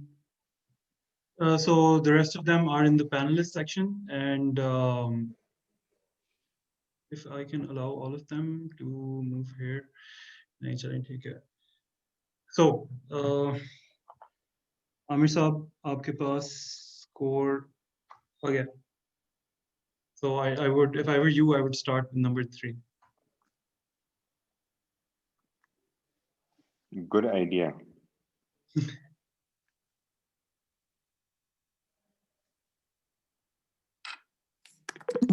All right, folks. So the moment of truth is here. As I said, all of you have done really well, and I'm sure Zain, the difference between scores must be marginal, but that's okay. Yeah. So the third position. The third position is aquaponics. So where is Team Aquaponics? Well, and guys. Well done. So Aquaponics, where are you? I will just add them to, yeah, there they are. They're raising their hand. Okay, so Noshirwan, well done. Congratulations. Keep it up. Number 2 is Pipu. So where is Pipu? Congratulations, Pipu. Team Pipu, where are you guys?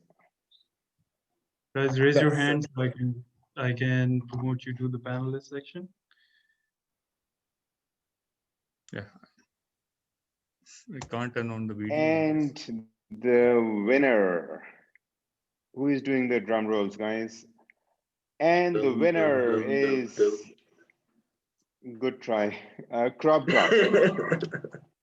Well done. Well done, guys.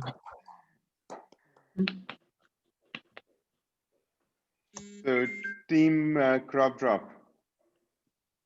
Then can you put them up or? Yes, absolutely, absolutely I am. Osman ne haath raise kar liya, promote to panelist. Where is, I believe they have another person as well in their team. There you are. Here we go. Wonderful, guys. If we could also have you turn on your videos so we can see your faces. Amir Saab, aapne sawal pucha tha na about doing this event virtually. So this is one of those things as well. Actually, they're so happy, they're so excited, they don't want to show their excitement over the video. All of you have the permission to turn on your videos. Yeah, there you are.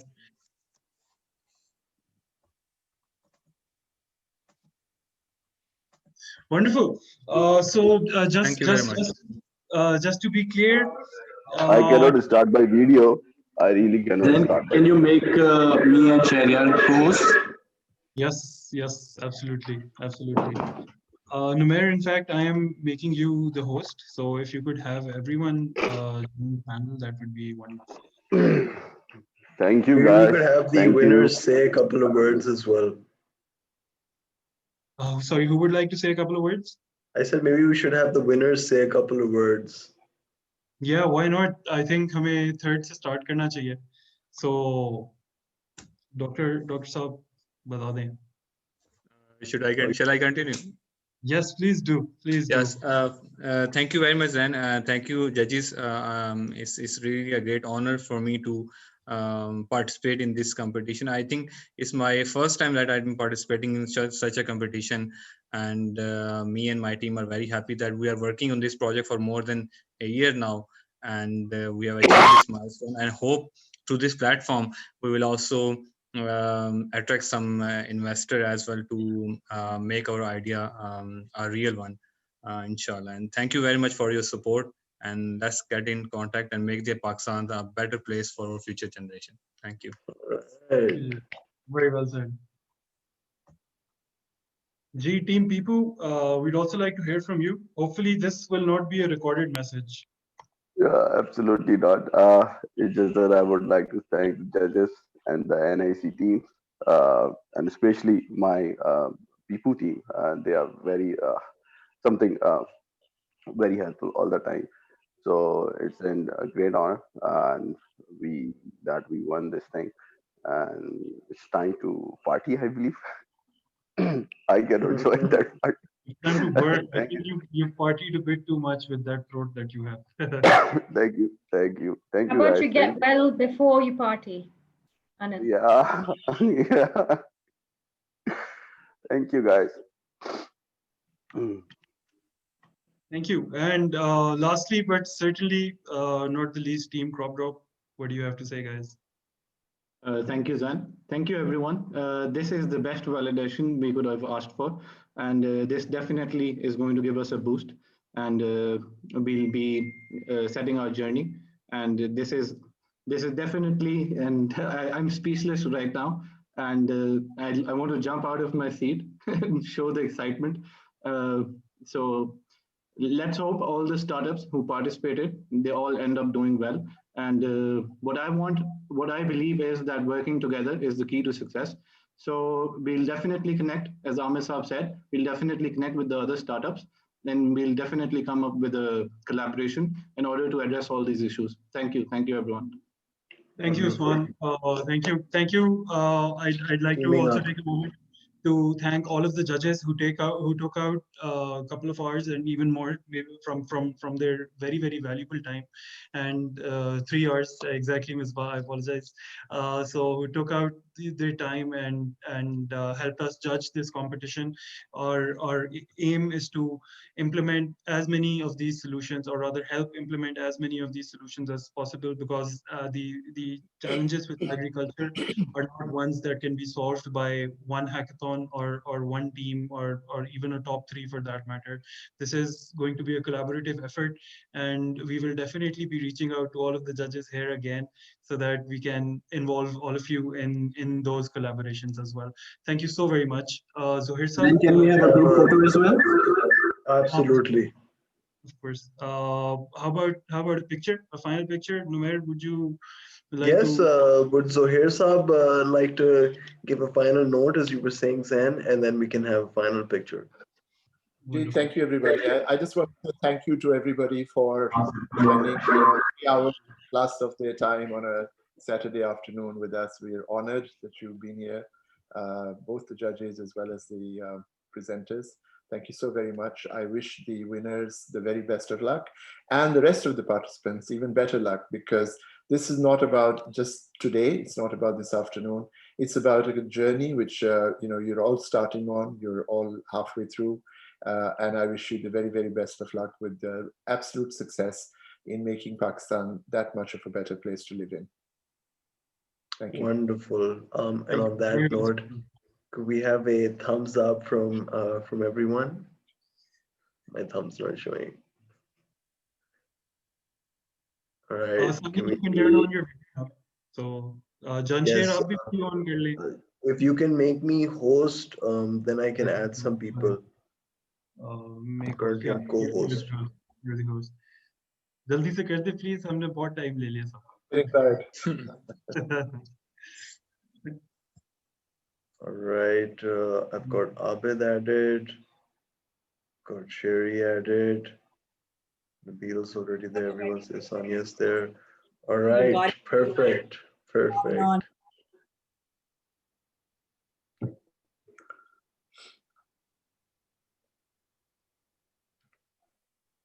जी रज़ा आप भी thumbs up दिखाएं क्या कर रही हैं? Are you done? Done. Thank you. Thank you so much, everyone. Thank you. Have a Thank great you. Have a evening. Take care. Thank you. All the best. Allah Hafiz. Bye-bye.